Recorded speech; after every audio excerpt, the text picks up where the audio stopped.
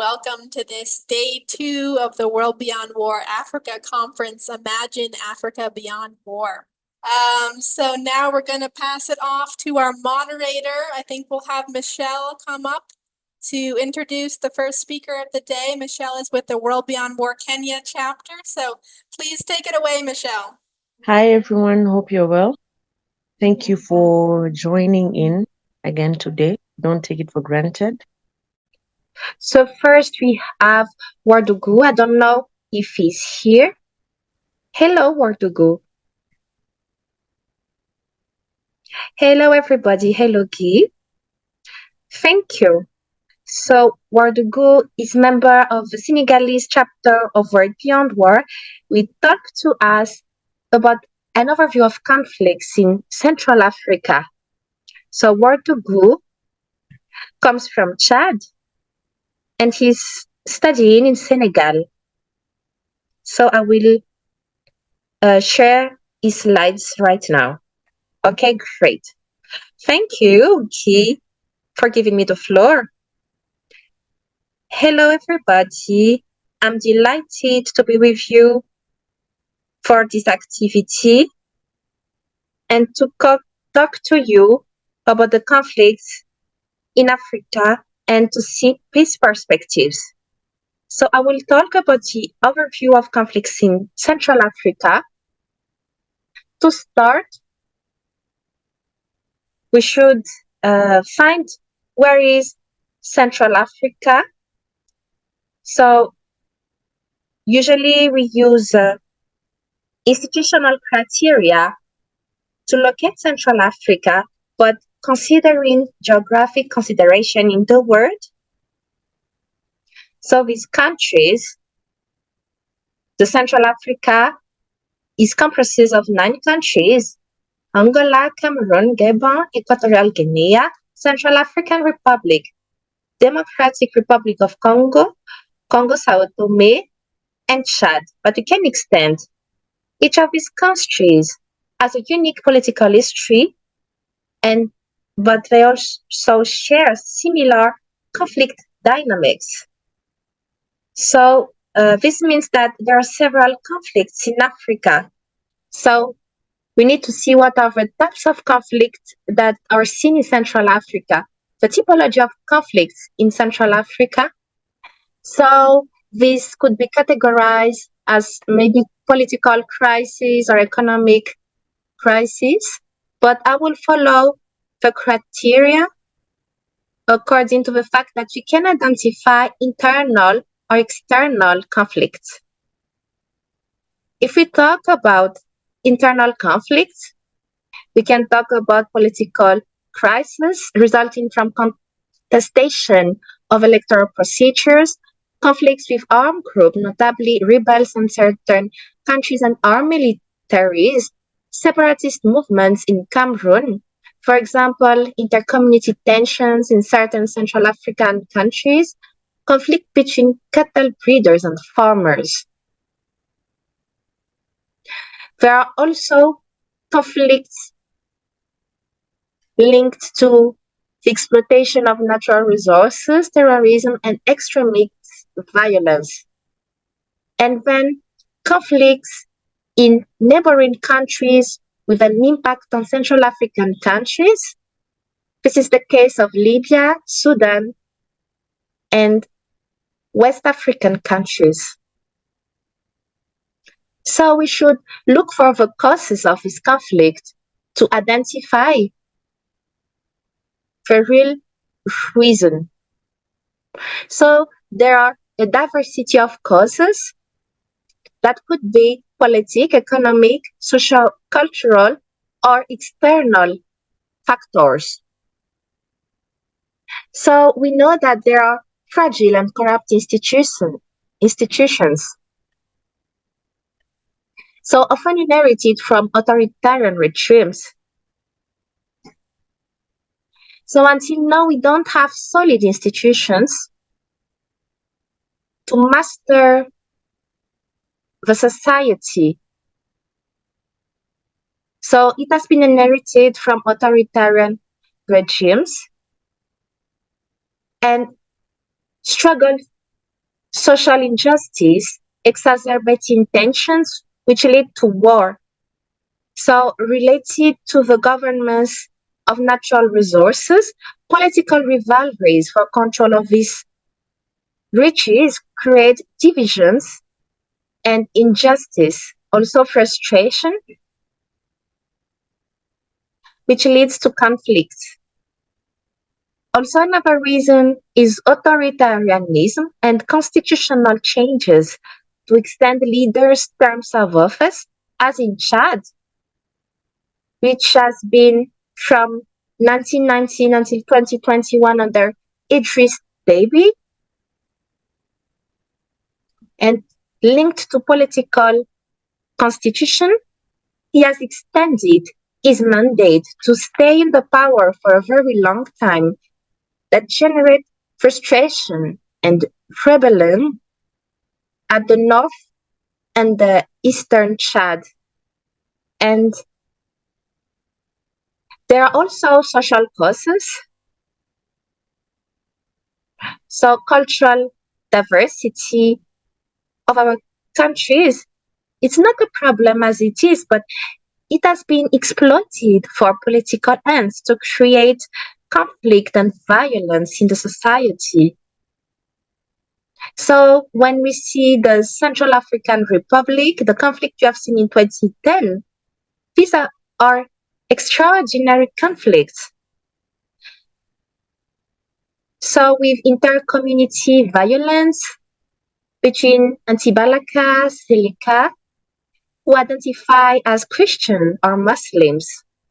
So this diversity has been exploited to create conflict. The other aspect is the marginalization of local population. In several countries, some people think they're marginalized by the government. So this leads to this leads to conflict, such as the English-speaking population in Cameroon are politically and economically marginalized.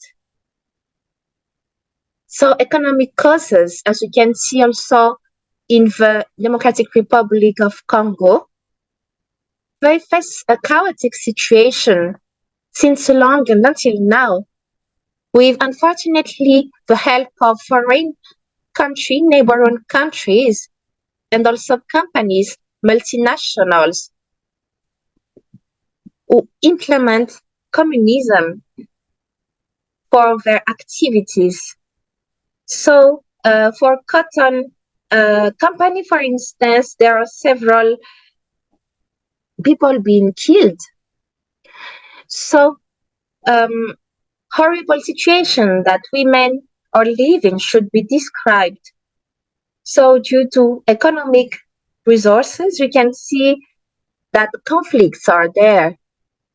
Another aspect is the desertification in Chad. We can see that now Chad Lake is reducing and water resources are disappearing, which leads to frustration. And this desertification has also allowed terrorists like Boko Haram and others in the region. So recently, Boko Haram keeps building conflicts in the country. So the actors of conflicts, the national governments, which is complicated, armed groups and local militias, terrorists and separatist organizations, international actors like the United Nations, African Union, and even foreign powers such as France that intervene through peacekeeping missions like the Barkhane operation, which now is in many places in Central Africa, especially in Chad. And all these conflict situations have impact on the humanitarian, economic, social, and the environmental aspect. Humanitarian impact, millions of people are displaced. In DRC, CAR, there are also massive violations of human rights made to citizens. For economic impact, there are collapse of infrastructure and economic systems, making access to basic services difficult. For instance, in DRC, war in the eastern provinces is slowing investment and prospects for economic development despite the richness in this region.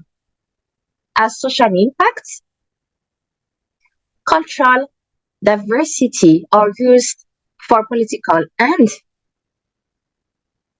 So there are ethnic, cultural, religious divisions, and I think we can see this everywhere. For environmental impact, war and unregulated exploitation of natural resources are leading to massive deforestation and environmental degradation, especially in the DRC, where mining is having a detrimental effect on local ecosystems. All this show us the impacts of conflicts, and there are huge conflicts in Central Africa, diverse actors, and diverse results. So I think I've finished with my 10 minutes key. I will stop there. Thank you. Thank you very much. Hello, everybody. I'm Charlotte Kalambani, the coordinator of the Togo chapter. I would like to thank my friend who presented to us the conflict situation in Africa.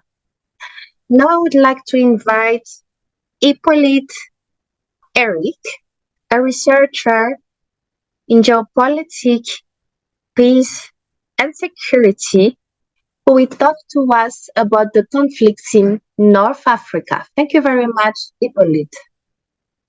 Thank you, Charlotte, for giving me the floor. You spelled my name right. I'm John Ged. I'm member of World Beyond War Africa and also in Montreal here in Quebec. I will present you the conflicts in North Africa. So first, here is North Africa. It's the north part of Africa, so in the south of the Mediterranean Sea. As countries there, we have Morocco, Algeria, Tunisia, Libya, and Egypt. So these are mainly Arabs and Muslims countries made of Arabs, Berbers, Neo-Sudanese, Bantu people.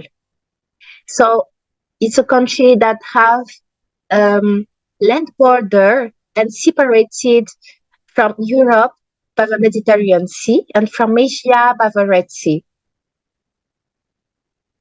All these countries from North Africa are facing conflicts right now, except from Morocco.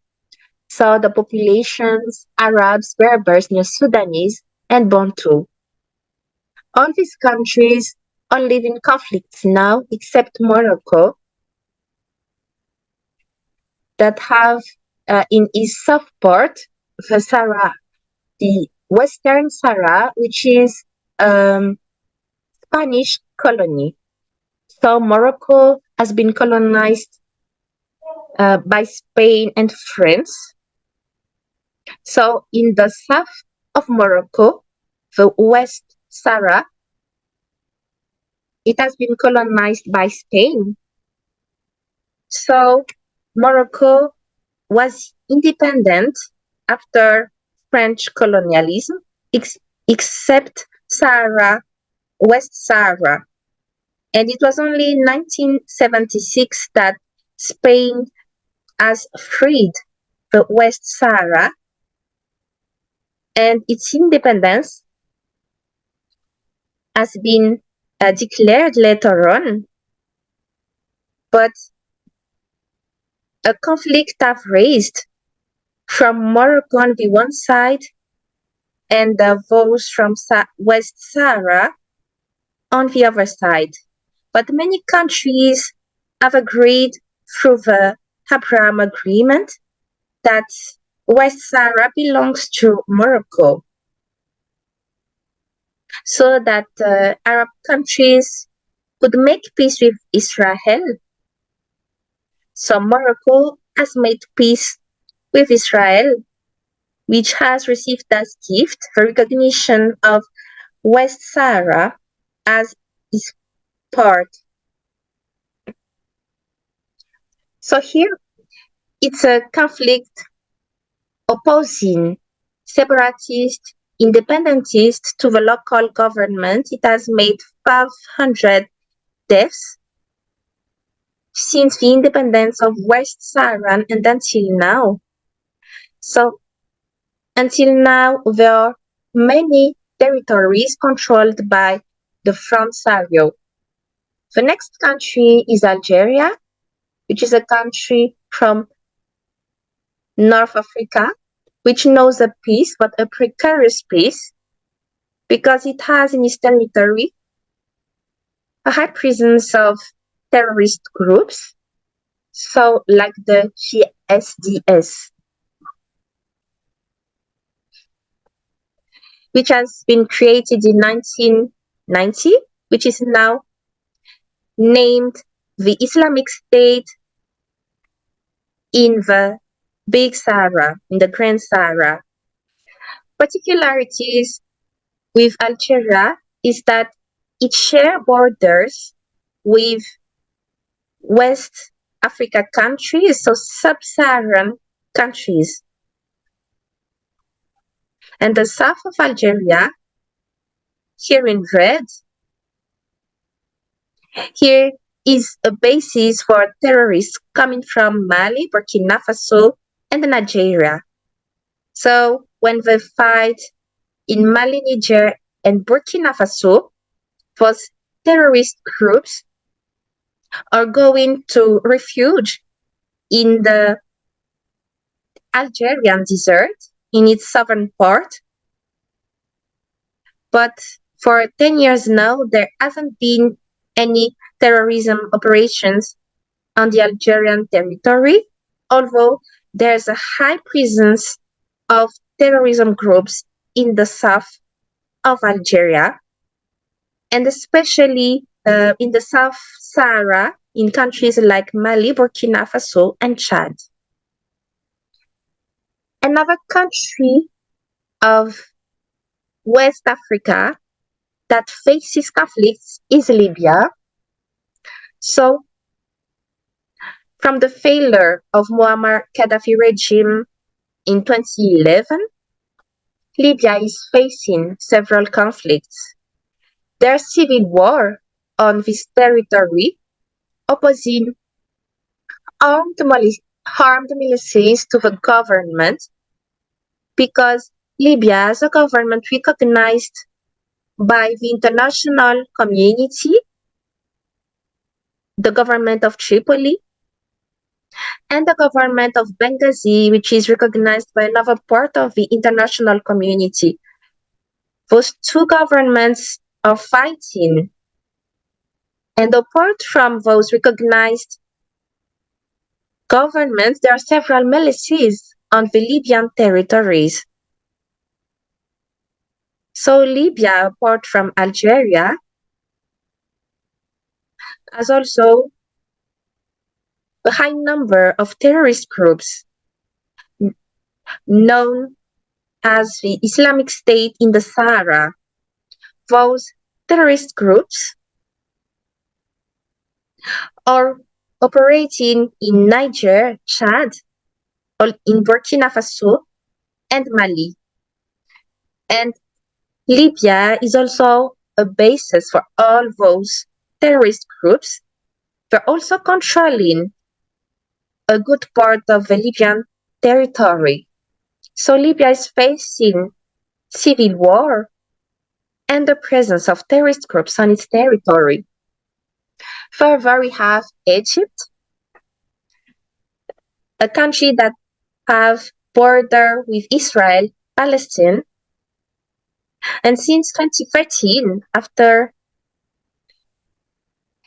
the Egyptian revolution, so the Arab winter, an Islamic regime has taken the power, and 2 years after that, it has been a war regime. So the militants of this regime has gone to the Sinai region, which is the desert of Egypt, located between the Red Sea and the Mediterranean Sea, which has a broad, which has some border with Niger, and those groups are made, for most of them, by the Muslim Brotherhood. So there have been rebellion, which has transformed in jihadism and terrorism. So they are fighting since 2015 by the armed forces of Egypt. So Egypt knows the fight against terrorism. There are several terrorist groups made mainly by the Muslim Brothers, and their particularities, their mission is to create a big caliphate going from Mauritania in the Atlantic Ocean until Somalia. So it's the objective of the GSPC in Algeria and the Muslim Brothers in Egypt, the Islamic State in Grand Sahara in Libya.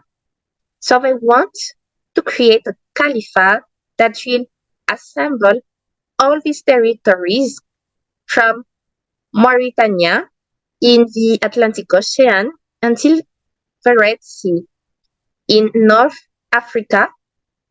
So we have several conflicts, such as the terrorism in Morocco, so in Algeria, Libya, Egypt, jihadism in Algeria, the GSPC, known also as jihadist, the Muslim Brothers, which is known by the Muslim community. Yes, I'm concluding. So we also have an independentist movement, the Polisario, and the civil war in Libya. So here's the essentials of the conflicts that we see in North Africa. Thank you. Thank you very much, Eric. I would like to remind all the participants that while the presentations are going on, if you have questions, you can put them in the chat or click on the Q&A icon and leave your questions there. At the end, the speakers will answer your questions. Thank you very much. Now, I will invite Dr. Edukaru Majimu, coordinator of Zimbabwe chapter for World Beyond War. Thank you so much for giving me the floor, and congratulations for actually organizing such a successful conference. So my presentation is basically focused on the conflicts that are happening in Southern Africa, and also looking at the causes, the impacts, and what has been done to ensure that those conflicts are solved. So basically, I'm going to look at the conflicts in two phases. Why? Because I noticed that as much as we can look at the current conflicts, it's also important that we can also focus on the other conflicts that have been happening in Africa, in Southern Africa. While some has ended, we still have some that are still ongoing. So the first one, we have the Angolan Civil War. We also have the Zimbabwean crisis that started in the 90s and around 2000.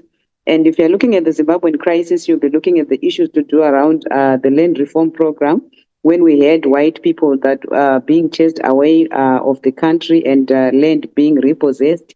And then we look at South Africa between 1948 and 1994.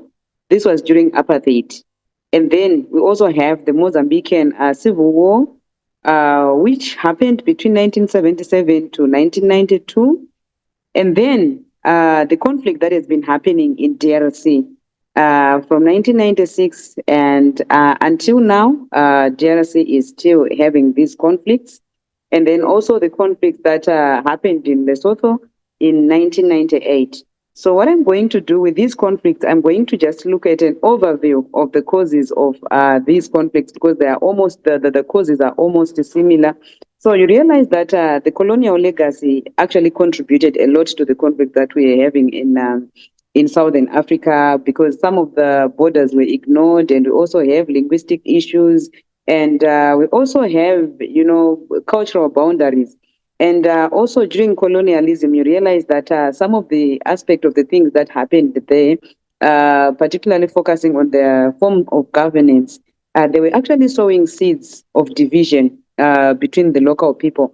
And you see the results of these seeds manifesting in conflicts even after Africa, most of the countries in Southern Africa had gained independence. And then more importantly, we also look at how the ethnic and political tensions have been also been contributing to some of the challenges that were happening in Southern Africa, particularly focusing on civil war that was happening in Angola. It was fueled as a result of ethnic challenges and also political ideologies that were different, and also over the control of natural resources, control and access to natural resources.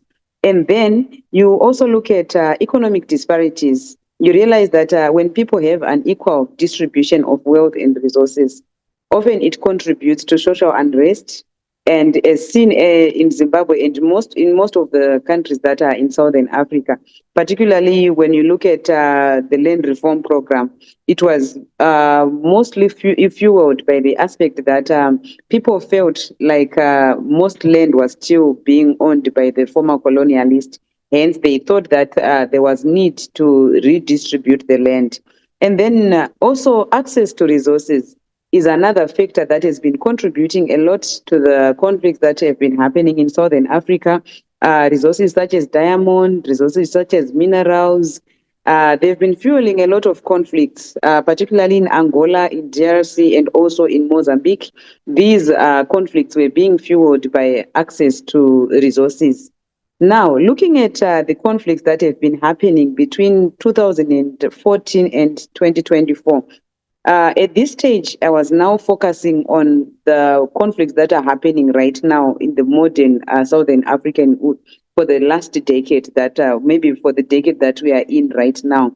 So you realize that the key conflicts that we can look at in this decade, you focus on the conflict that is in DRC, like I highlighted earlier on, that the conflict is still ongoing. And then you look at the political crisis that in Zimbabwe right now. So after the land reform program, I may not say that there was peace in Zimbabwe between 2000 and 2017. No, there were a lot of struggles that were characterized by economic crisis.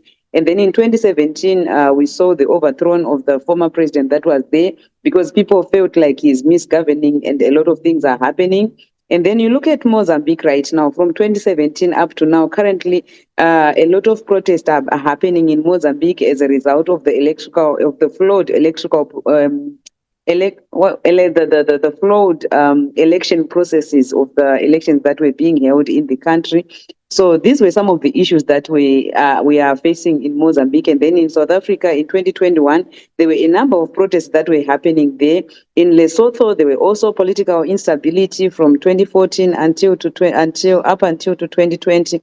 And then in South Africa, from 2014 up to today, they are experiencing xenophobic attacks, and there are a number of protests where South Africans are actually saying that the foreigners that are working in their country are taking a lot of job opportunities for them.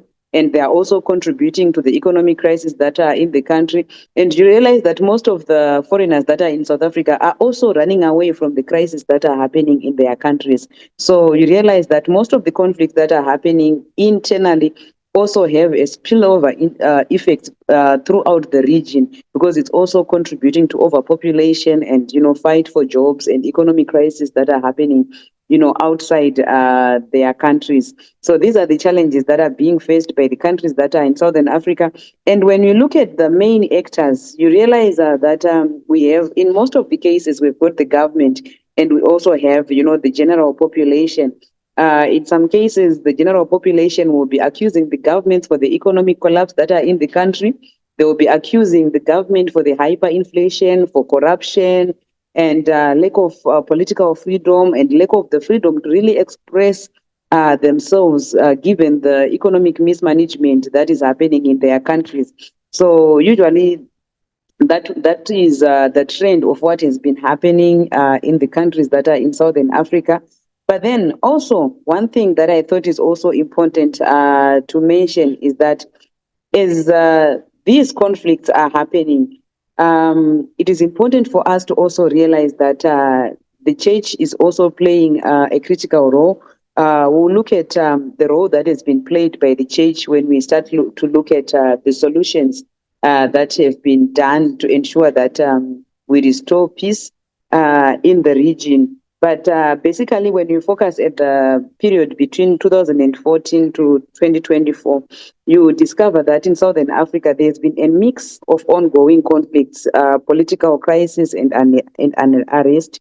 And these conflicts are deeply intertwined with issues of governance, economic inequality, resource control, lack of access, to natural resources that are happening. And in some cases, civilians, or should we say the public, is not benefiting from the extraction of the resources that are in the country.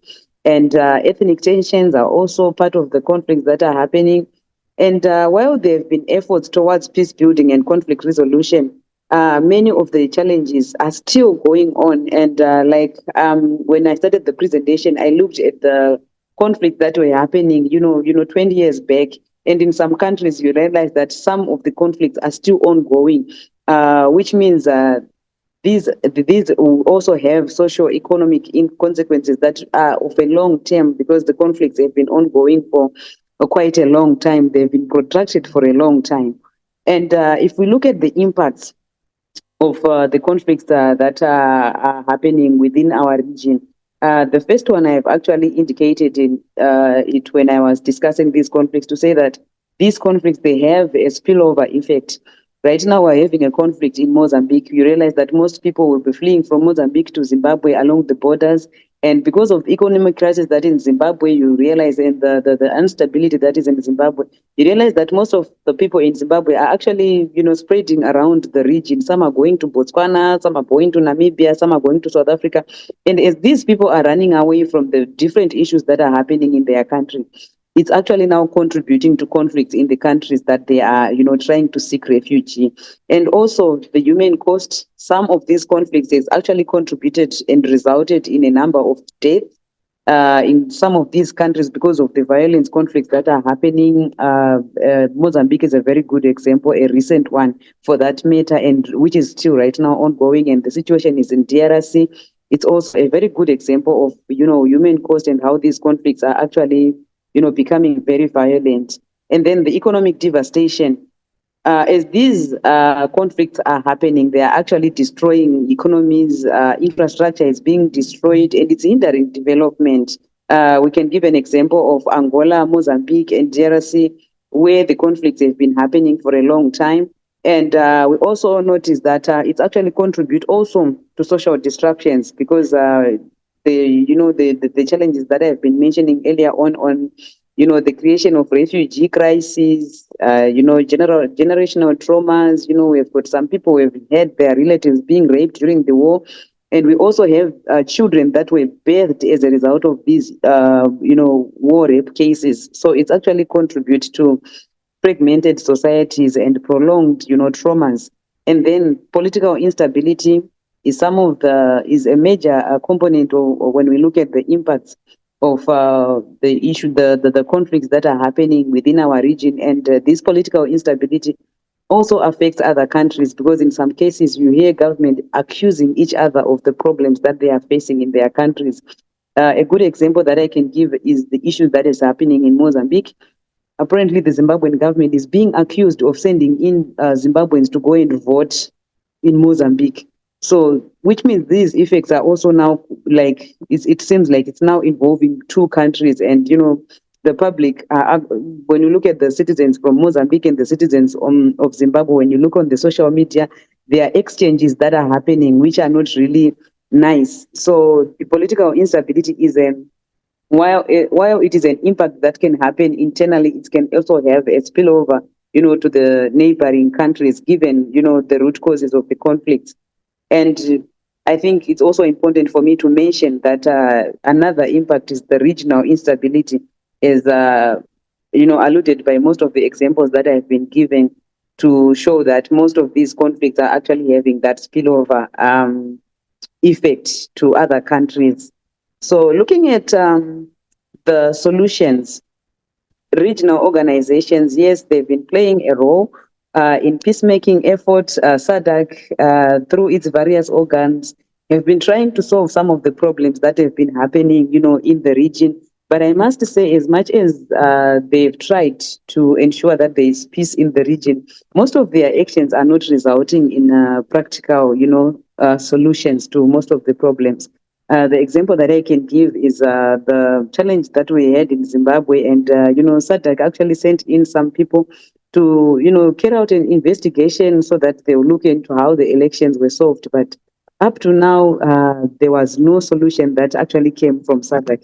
So most people are now losing hope in the ability of these regional organizations in actually trying to bring peace. And then when we focus on the international actors, yes, the international actors like the United Nations, while they are there, I must also say that the multilateral system currently is a bit flawed, because not much peacekeeping forces are actually, we can't see the results of the work that is being done by the peacekeeping keeping forces, and not much is being done through the multilateral systems to ensure that some of the challenges that are happening within the regions are actually solved. And then the other thing that I thought I should also talk about when we are looking at the solutions, we can look at peace treaties and agreements. And when we look at the existence of peace treaties and agreements, the years they used to work so much within the first phase of the conflict that I was talking about. They managed to bring peace in 1992 in Mozambique, and the 2002 accession that was also signed in Angola. So back then, the peace treaties in Southern Africa actually brought in some solutions that were tangible, that actually brought some peace in these countries, though we are still now facing other new forms of conflict in this same region. So maybe one may also question if the peace treaties and agreements were really successful, or maybe it was just a temporary measure. And we have also seen some democratic transition that have been happening. The good example that we can give is that of South Africa just after apartheid, and from then maybe we can see it was one of the successful transitions that we can also talk about, from apartheid to the ANC government. And then we can also talk about the role of civil society organizations and the church. We've realized that in most of these issues that are happening, civil society organizations and the church, they've been playing critical roles, for calling out for peace and for calling out for justice, and just having, that bravery to actually speak out and to actually stand with the civilians.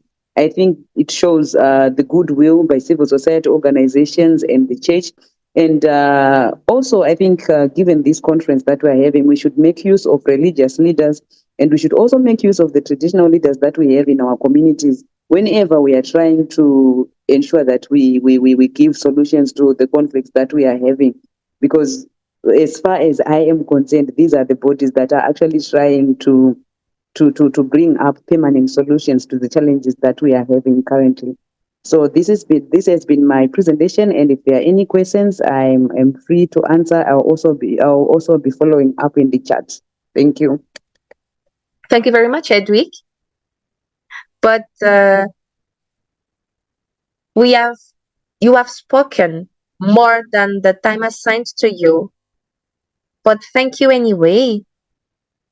And if you have questions, you can put in the chat or under the icon, the Q&A icon. So we are here now talking about war. So if we are fighting against war, this means that you're looking for peace. So there's another way to look for peace. So now I'm inviting a speaker for this conference who comes from Cameroon, Sylvie Jacqueline Dongo. As I've said, peace and war are linked terms. So she is the president of the International League of Conflicts. So today she will talk to us about Western colonialism, racism, militarism, and exploitation inflicted on Africa. So I invite you to talk on this topic. So before giving the floor to Miss Sylvie, we can listen to Fatoumata and James to have an overview of a conflict occurring in West and East Africa, but this should be really brief. So Fatoumata and James. So I'm inviting Fatoumata and James to talk quickly. Thank you. So Fatoumata first. Yes, I'm here. Hello, everybody. I'm Fatoumata Sosiadjire, the coordinator of World Beyond War in Mali.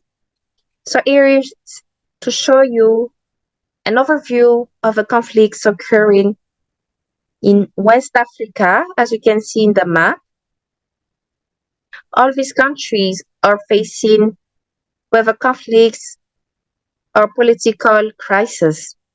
So we have the Sahel region, which is facing jihadist groups attacks. In Nigeria, Chad, Niger, Cameroon, there are some attacks from Boko Haram. There are also post-electoral crises since 2010 and 2011.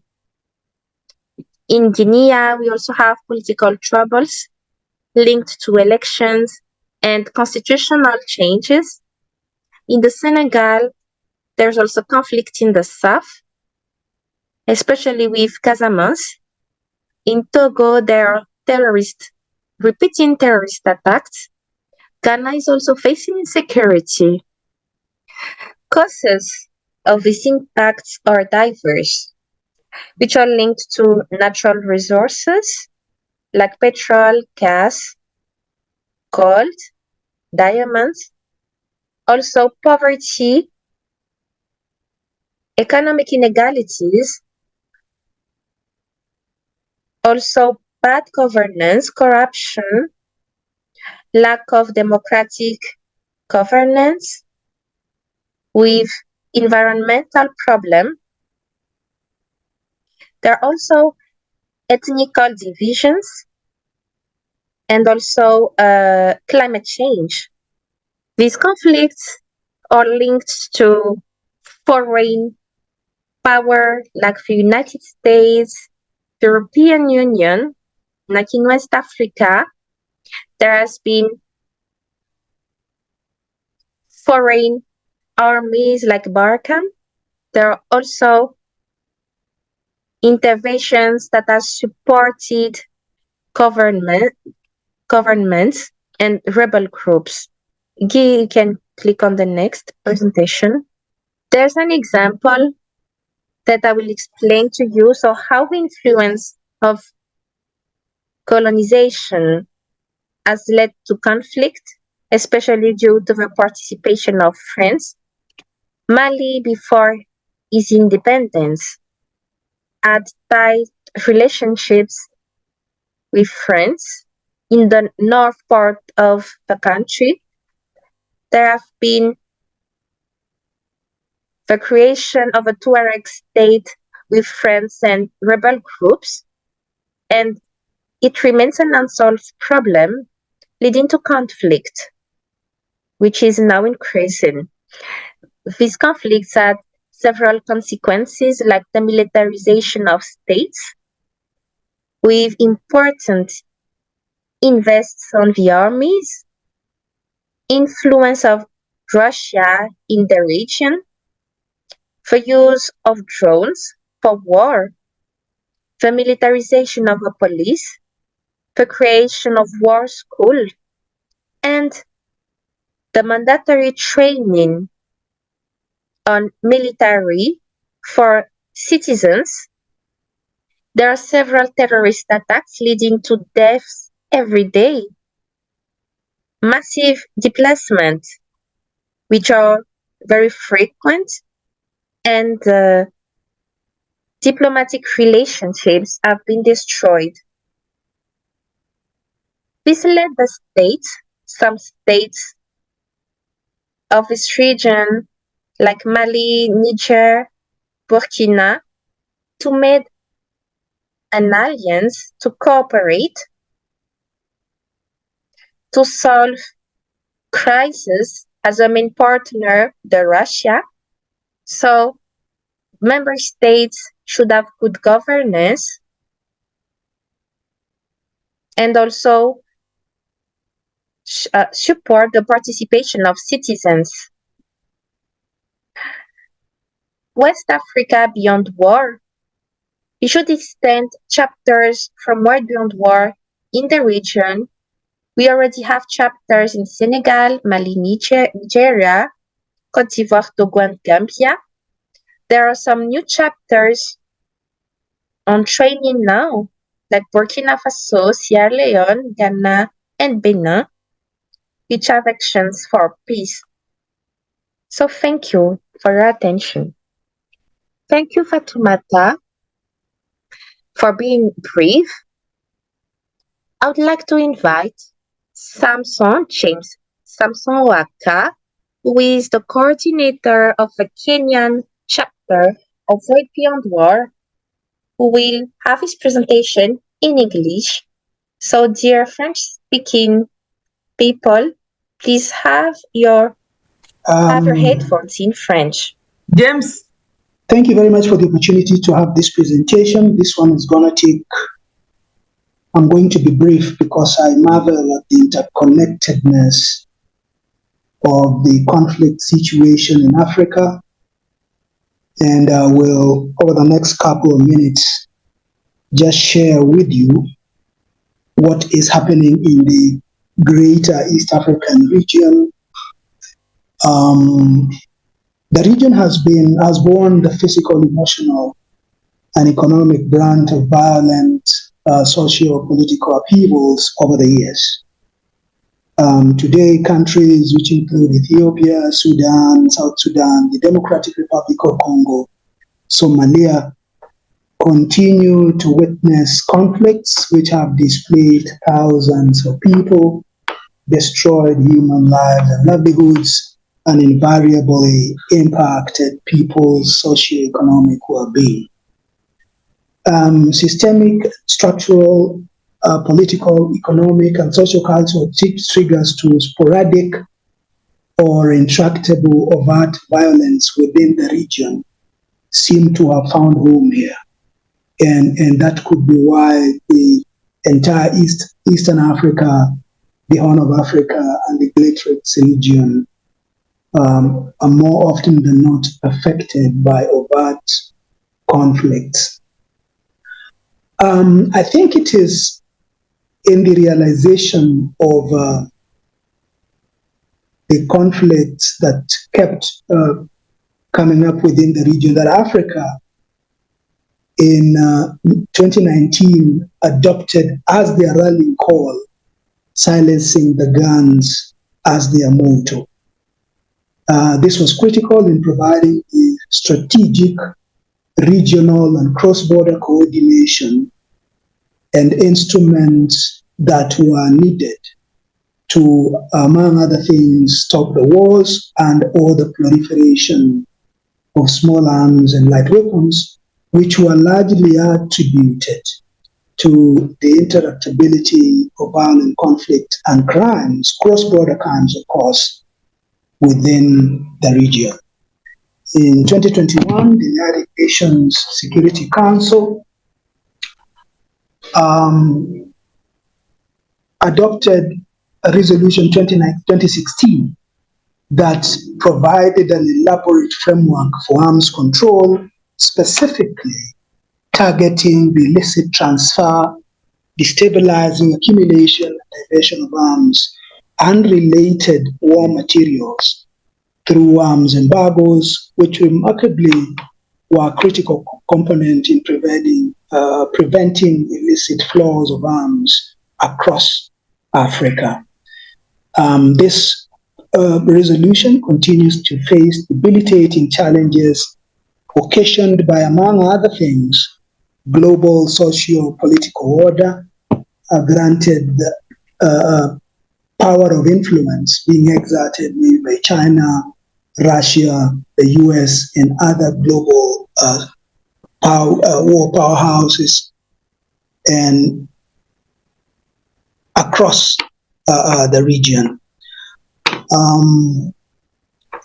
That the UN Security Council observed that undoubtedly the proliferation of small arms and light weapons were not only a threat to to peace and security within the region, but of course, again, also the observance of international humanitarian law, safety and endangerment of civilians, the ensuing disproportionate impact on women and children, refugees, and internally displaced persons.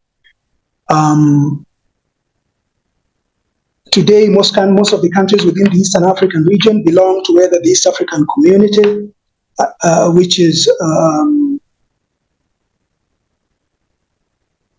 either belong to the East African Commission. You can read more about the EAC International, its objects and mandate, or the Intergovernmental Authority on Development, IGAD, which I've also shared a link there. You can get to it and get to read what the objects and mandates are within the region. This is the overview of conflicts that you already have. I had that brother from Central African region and Zimbabwe have shared quite a little bit or so much about what is evolving in the Democratic Republic of Congo. I will not spend a lot of time, but I want to say that the DRC is probably the most intricate of conflicts within the East African region, and I consider the DRC within the East African region because the Democratic Republic of Congo is today a member of the East African community that now has Kenya, Uganda, Tanzania, Rwanda, Burundi, the DRC, and Somalia, which is the latest entrant within the bloc of nations within the Eastern Africa community. In the aftermath of the national elections in the DRC in 2023, clashes erupted between the military and insurgents, prominently known as the M23 rebels, alleged to have support. And again, I want to repeat that there are allegations that the Rwandan government has denied that they are supporting, the Rwandan government through the RPF are supporting the M23 rebels in the Eastern Congo, and of course allied democratic forces that are fighting a rebel group from Uganda. The M23 is primarily ethnically Tutsi rebel group with deep ties to the Rwandan and Ugandan governments, while IDF is also being said, or it is alleged, is an ISIS offshoot operating in Uganda, but with bases inside the DRC, owing to the expansive nature of the eastern part of the Democratic Republic of Congo. The civil strife in the DRC has been described as the most violent contributing to a state of national political disorder and insecurity. In March 2024, that is March this year, the UN reported that the number of internally displaced persons in the DRC had reached 7.2 million, which is one of the largest in the world.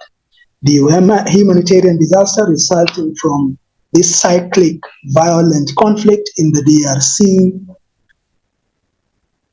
has killed millions over the past 3 decades and continue to deepen. The first DRC Congo war, or the so-called incursion, the Rwandan incursion, happened way back in 1996, when Rwanda increasingly expressed concerns that the Hutu members of RDR militia were carrying out cross-border attacks or raids into Rwanda while taking refuge within the eastern part of the DRC. The Rwandan troops crossed the border and went into the DRC in pursuit of the so-called rebels. Reports today suggest that there could be over 100 ragtag militia operating in the eastern DRC, and the fighting has become as much about control of the country's riches as and political power. Some neighboring countries stand accused of backing rebels in order to benefit from the chaos and plunder the natural resources. And the DRC President Felix Tshisekedi has declared what he has termed a state of siege, essentially martial law, in the 2 affected provinces of Goma and Kivu. It's no longer a well-kept secret that China is involved in the internal conflict as well as its economy. The Congolese government has support in fighting the M23 rebels with the help of Chinese weaponry. In return, Chinese firms have secured unprecedented access to precious metals that allow them to mass produce electronics and clean energy technologies in China. China, and indeed the DRC's complex multi-layered economic and military relationship, has resulted in limited access to Congo's vital mineral resources and profits to other countries than the Congolese people themselves. The story around Somalia is a well-known story that began in 1990 after the fall of the then military strongman Siad Barre, and has remained in a state of violent conflict ever since, and the ever-emerging threat of Islamic fundamentalism. Today, Al-Shabaab remains one of the global Al-Qaeda's strongest and most successful global affiliates. The terrorist organization continues to exploit Somalian government's limited state capacity and the country's dire humanitarian crisis to launch indiscriminate attacks against government forces, foreign peacekeepers, and civilians. Their goals are to destroy the federal government of Somalia, rid the country of foreign forces, and establish what they call, quote unquote, the Greater Somalia, joining all ethnic Somalis across East Africa under the strict Sharia rule. There is currently a joint United Nations and African Union peacekeeping force, AMISOM, now known as the African Union Transitional Mission in Somalia, ATMIS. The United States and several East African nations have been actively involved in combating Al-Shabaab since it rose to prominence in the early 2000s. However, Al-Shabaab has proven its resilience against numerous counter-insurgency campaigns, posing a threat to the stability of the region. The South Sudan conflict began in 2011, 20 years and counting. The optimism that greeted the country's birth was shattered in 2013 when political disagreements within the ruling Sudan People's Liberation Army, SPLA, plunged the country into conflict. The internal power struggle triggered political, interethnic, and intercommunal violence, which is still going on today. The Southern Sudanese civil war is today a multi-sided war with President Salva Kiir Mayardit being accusing his former deputy Riek Machar of attempting a coup in the year 2013. The war was initially fought between the Sudan People's Liberation Movement and Sudan People's Liberation Movement in opposition, the SPLM-IO. The war resulted in violence, displacement, and targeting of civilians. The revitalized peace agreement on the resolution of the conflict in the Republic of South Sudan. This agreement was signed in September 2018 between President Salva Kiir and Riek Machar, formally ending the civil war. However, the transitional government of national unity, formed in 2020, has been plagued by disagreements and tensions. The humanitarian situation in Southern Sudan has worsened over the years due to years of conflict, intercommunal violence, food insecurity, climate crisis, and displacement.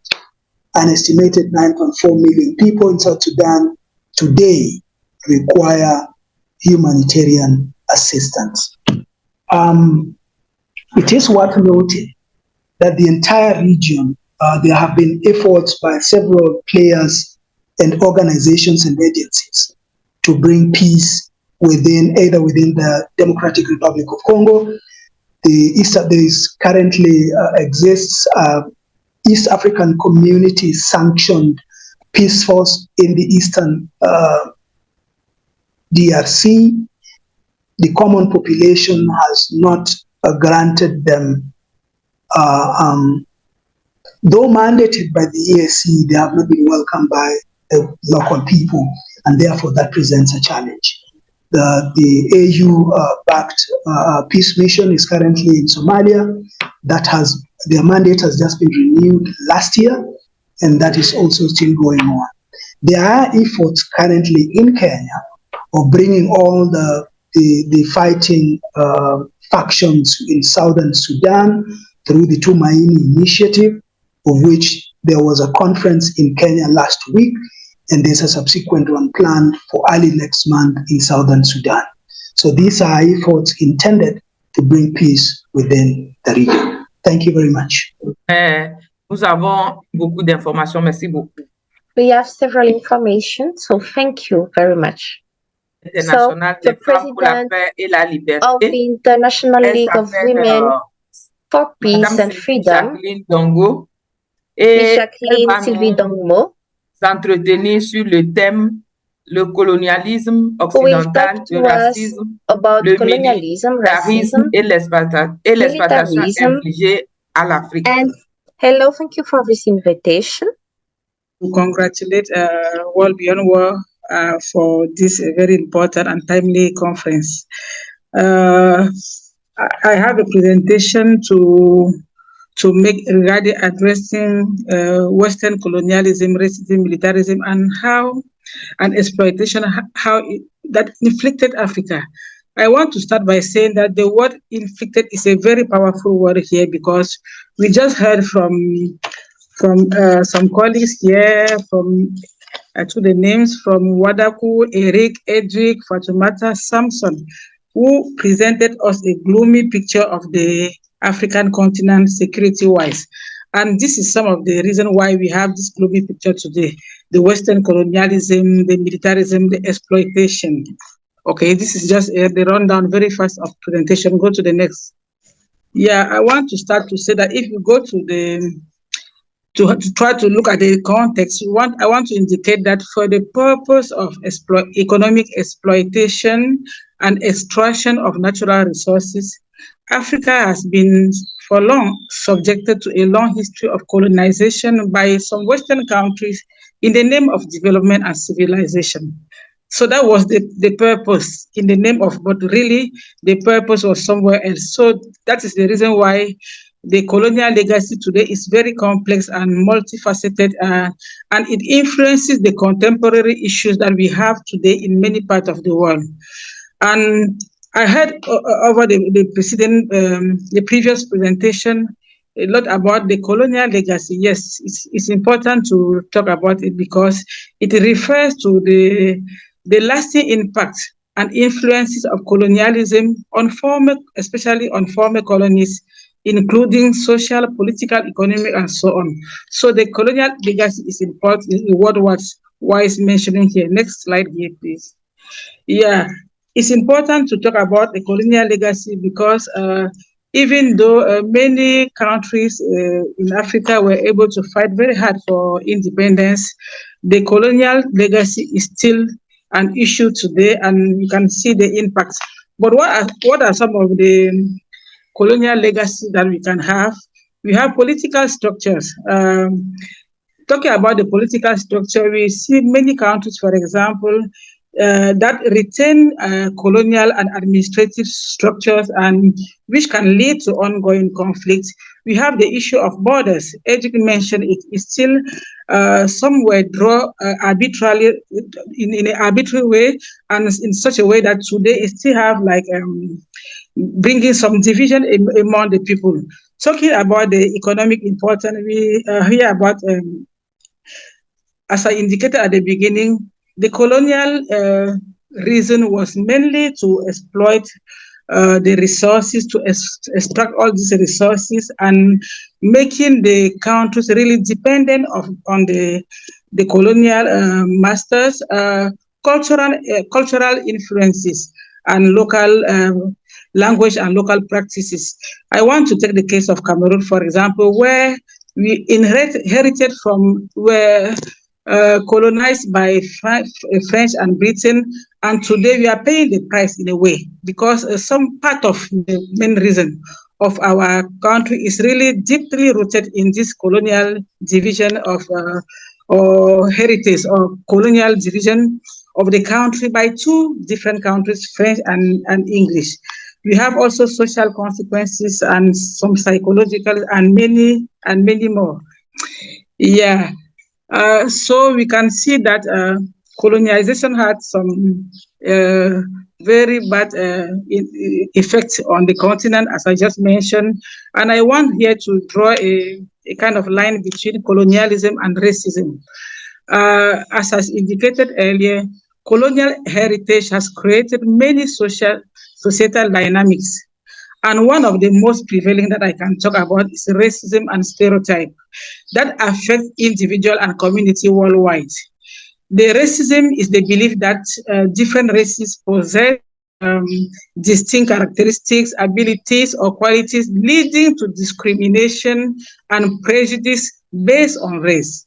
So the racism can manifest as individual racism, as institutional, taking into account the personal belief and also the some institutional practices, and it leads to social, economic, health disparities. It affects education, it affects employment, housing, and so on. So combating racism and stereotype is a collective effort and something that we must really fight for because it's one of the system of oppression that we have in the world today. Next slide, please. Yeah, as I indicated, African countries fought so hard for many years to get access to independence and to be free from colonial powers. And today, we can say that even though there is an apparent freedom from the colonial masters who claim for most of them to have liberated the continent, they still continue to pull the strings from behind the scene. A practice that we call today neo-colonialism, which is the control of the African state through indirect means. So, okay, colonialism was in the past, we have independence, and today we are free. We are not free. We are not free because today the colonialism appears in different forms. So people are hidden behind the scene. The colonial masters are hidden behind the scene and still pulling the string. Next slide, again. Neo-colonialism, of course, has an impact on the continent, on the political, on the economic front. On the political, I can mention that we have most African countries that in quote, independent, but they still have a political influence from colonial masters, which is with the complicity, unfortunately, of some of the people, the leaders from the African countries themselves. On the economic level, I want to say that neocolonialism in Africa is manifested in, next slide, please, in unequal economic relations, where foreign multinationals exploit natural resources, leaving little or no benefit to African countries themselves. Can you go to the next slide, please?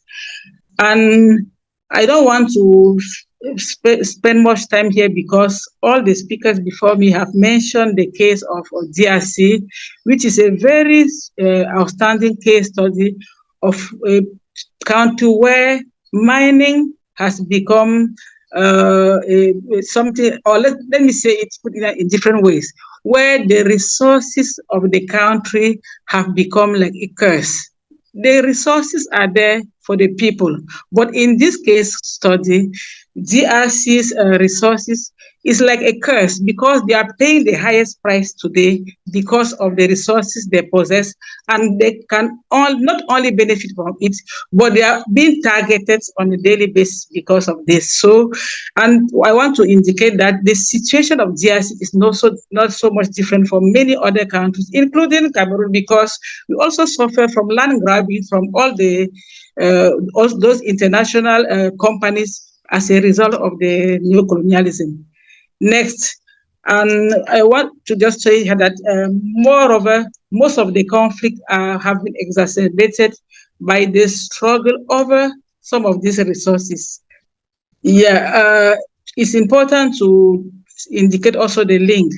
Of course, there is a direct link between colonialism and militarism, because these are two deeply intertwined concepts in the study of international relations and history. Militarism is the belief or desire of a government or people that a country should maintain a strong military capability and be prepared to use violence to promote a national interest. The characteristics of a militarism are emphasis on military powers and values, investment in weapons, promoting military culture, etc. Next slide. I want to just take a very specific case study to highlight what I'm saying. Next slide, please. To make it very clear that we are paying the price of the colonial powers, the colonial period, but also the colonialism is also as a result of all this dynamic before. So I want to take the case of the fossil fuel exploitation to make it very clear that everything started from the colonial powers and the influence is still felt today. The fossil fuel, I was saying that the fossil fuel for decades have driven wars, conflict, and instability across the globe. And many wars have been intensified, and separatist movement also, especially in the global South nation.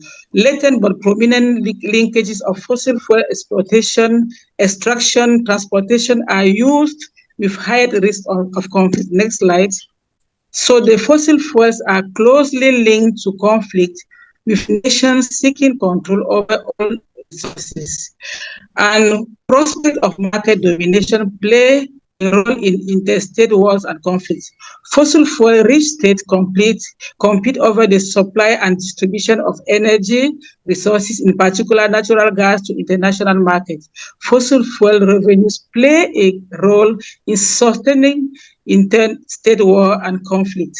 Yeah, and then of course, fossil fuel and militarism, we can see that militaries globally are heavily dependent on fossil fuels exempt from emission reporting under the Paris Agreement. And the military operation contribute to 5.5% of global greenhouse gas emission, exacerbating climate crisis. Next slide, which is I think the last but one. Yeah. this slide is just also to highlight the impact of the fossil fuel in fueling the conflict and so on. So you can skip this slide and go to the next. Yeah, and I want to say that some of the solutions that we can bring on board, especially regarding the colonization and the neocolonialism, is that it is very, very critical for African people to be self-determined. The African people need to really become effectively independent through non-violent means. That's the call. They should fight very hard for their independence, but through non-violent means, and to put and elect leaders who can think about the interests of the people and negotiate fair contracts. It's important to strengthen national institutions, ending corruption. I think all the previous speakers were able to highlight very well what are some of the reasons of the conflicts in Africa. It's not only as a result of this external dynamic, but also of the internal dynamics. So next slide. Also addressing the historical and ongoing impact of Western colonialism, racism, militarism, and exploitation in Africa requires a multifaceted approach. It's not a one-time effort, we should know that, but a continuous process that requires commitment from both African nations and the international community, because it's not only about the colonial divide, but it's also about the internal governance. So it's important that it should be a collective process through education and many other strategies. Next, to conclude, I will share in the chat a study that Wilf was able to cover, a study that as part of the fossil fuel campaign, Wilf was able to make, to highlight the fact that fossil fuel really are very detrimental in the African continent because they contribute a lot to fueling conflict. And I'll share the link to this report in the chat to see how the fossil fuel are fueling the conflict within the continent, how they are devastating health, especially from women over 50 years, but most importantly, what are some of the things that can be done? But I think that our vision for the future should be able to get us to advocate for a future where African nations are empowered to define their own path. It's important for them to take the lead and not for somebody to take the lead at their place. It's important for the African nations to be free from the legacies of colonialism and exploitation and promoting equity, justice, and sustainable development. It's important to have that happen and making sure that women do play a key role in shaping this new vision for the future. So thank you so much for your kind attention. Merci beaucoup, Madame Sylvie. Thank you very much. Vous avez fait une présentation très Mrs. éloquente, Sylvie, très riche. You have a very rich presentation. Si vous avez des questions par rapport à la présentation de Madame Sylvie, related to sur Mrs. Sylvie's presentation, et tout à l'heure, nous allons rentrer Q&A les icon, débats par rapport à because we'll have some debates linked to the presentation later on. Les présentatrices vont tenter de répondre à vos questions. And the speakers will try to answer your questions. Je voudrais inviter la deuxième personne de cette conférence. Next, il s'agit du docteur Oseriman. Il est président de l'Alliance mondiale pour les ministères et les infrastructures pour la paix. Et il va nous entretenir ce soir sur le thème la mise en place et le renforcement des infrastructures de paix en Afrique. And strengthen infrastructures for peace in Africa. Fait sa présentation en anglais et will do his presentation in English. Les francophones à rester sur le channel français pour bien suivre. I want to especially thank World Beyond War for this very important conference. I have listened to the various speakers who have tried their best to look at the different problems on Africa in context of conflicts and all that, especially different conflicts that have been happening and all that. So I was not kind of saying that, okay, putting infrastructures for peace, discussions on infrastructure for peace, after all this is by that obviously means after all the conflict that have been discussed, it means we are looking at solution to this problem of conflict. The idea of infrastructure for peace, the concept was promoted by Ladarak in the early 80s, and it has in recent years gained a lot of prominence, and many scholars and researchers have over the years explored the concept. I will try to be brief because I was told I have just 15 minutes. So what is infrastructures for peace?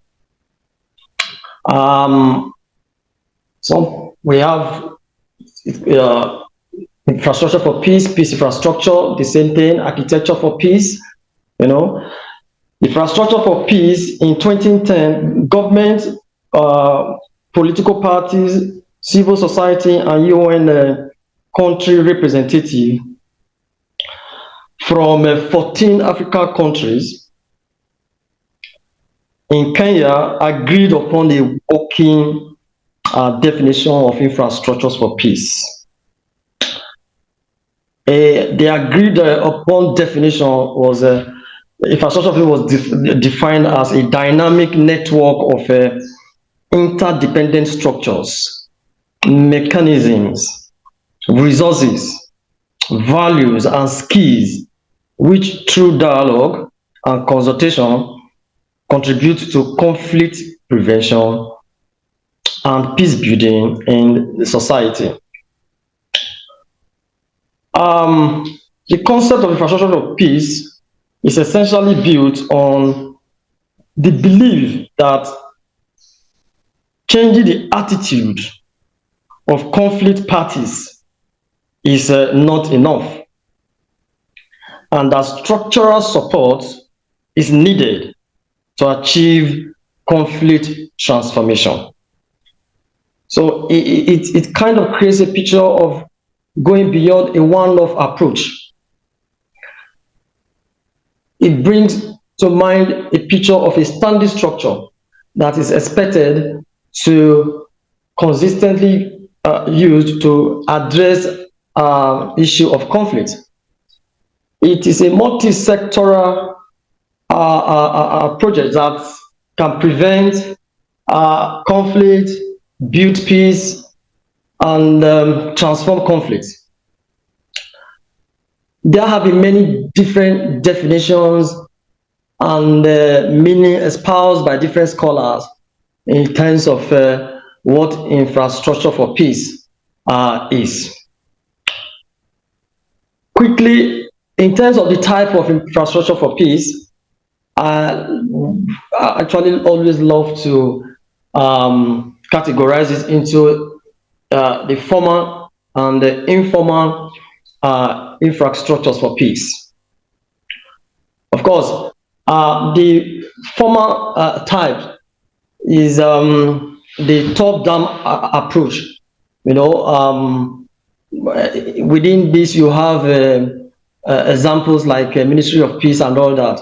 So top-down approach, which these approaches are usually established via government legislations, national peace accords, you know, and other formal statutory body. So they are actually established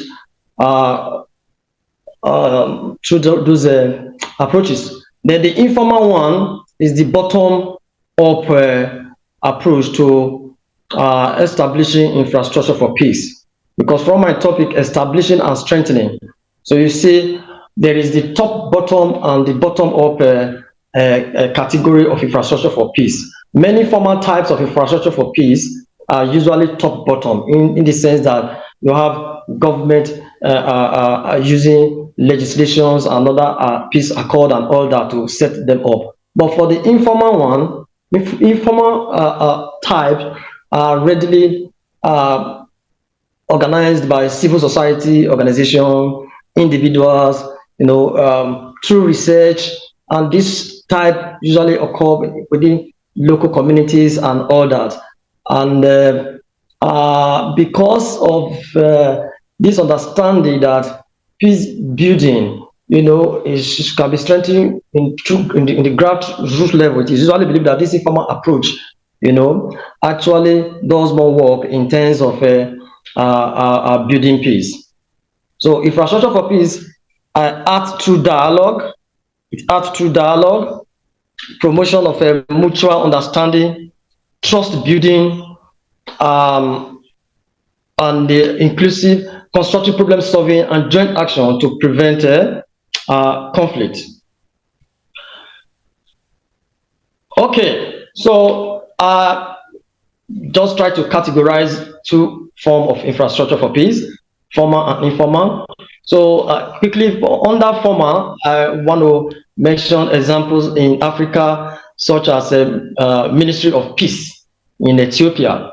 We have Ministry of Peace in Ethiopia. It was established in 2018. Yeah, before the first country that established Ministry of Peace was South Sudan, sometimes around 2011. And of course that has been scrapped now and replaced with a Peace Commission. So in 2018, Ethiopia established Ministry of Peace.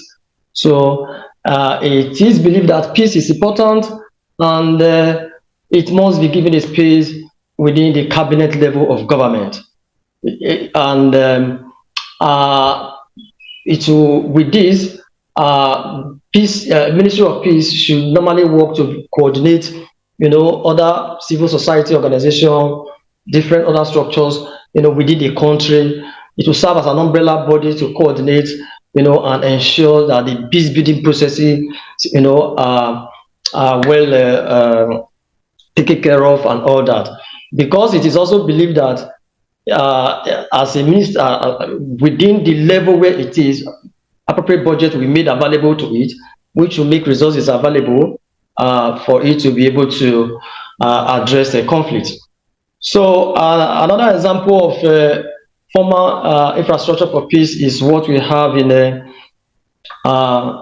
Ghana, which we have the National Peace Council. We have the National Peace Council in Ghana. So this was also established in 2011. So then we'll have some other formal peace committees, like the experience in South Africa, shortly after, around the period of apartheid until 1994 and all that.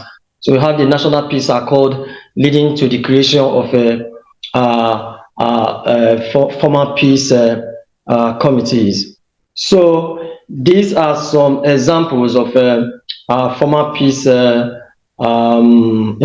infrastructure, formal infrastructures for peace. Then I mentioned the peace committee. So this now takes me to the informal peace committee. So I would like to start with the local peace committee. Local peace committee is also an important, let me say, one of the most popular examples of infrastructures for peace. A local peace committee in itself is further subdivided into two. We also have the formal peace committee, like the example I gave earlier in the case of South Africa experience. We have the formal peace committee, or you may say formal local peace committee, because it was created by government from the top down approach, and created via legislations, or national peace accord. Then you have the second category of the local peace committee, which is the informal peace committee.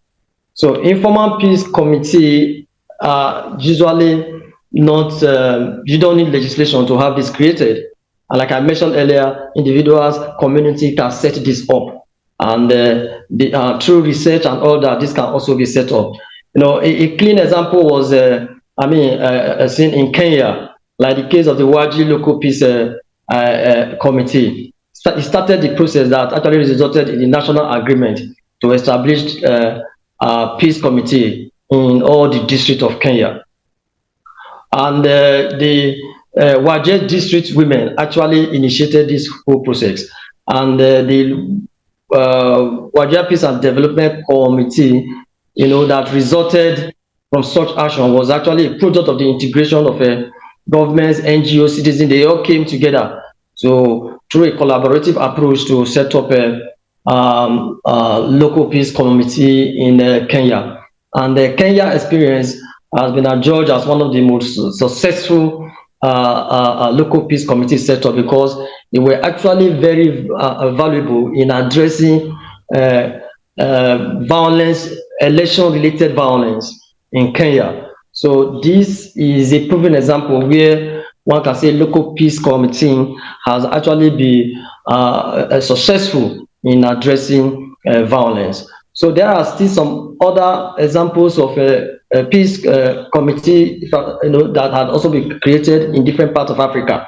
For instance, in Sudan, you have the collaborative in the South Kordofan in Sudan. Then you also have the local peace committee in the North Kivu in DRC.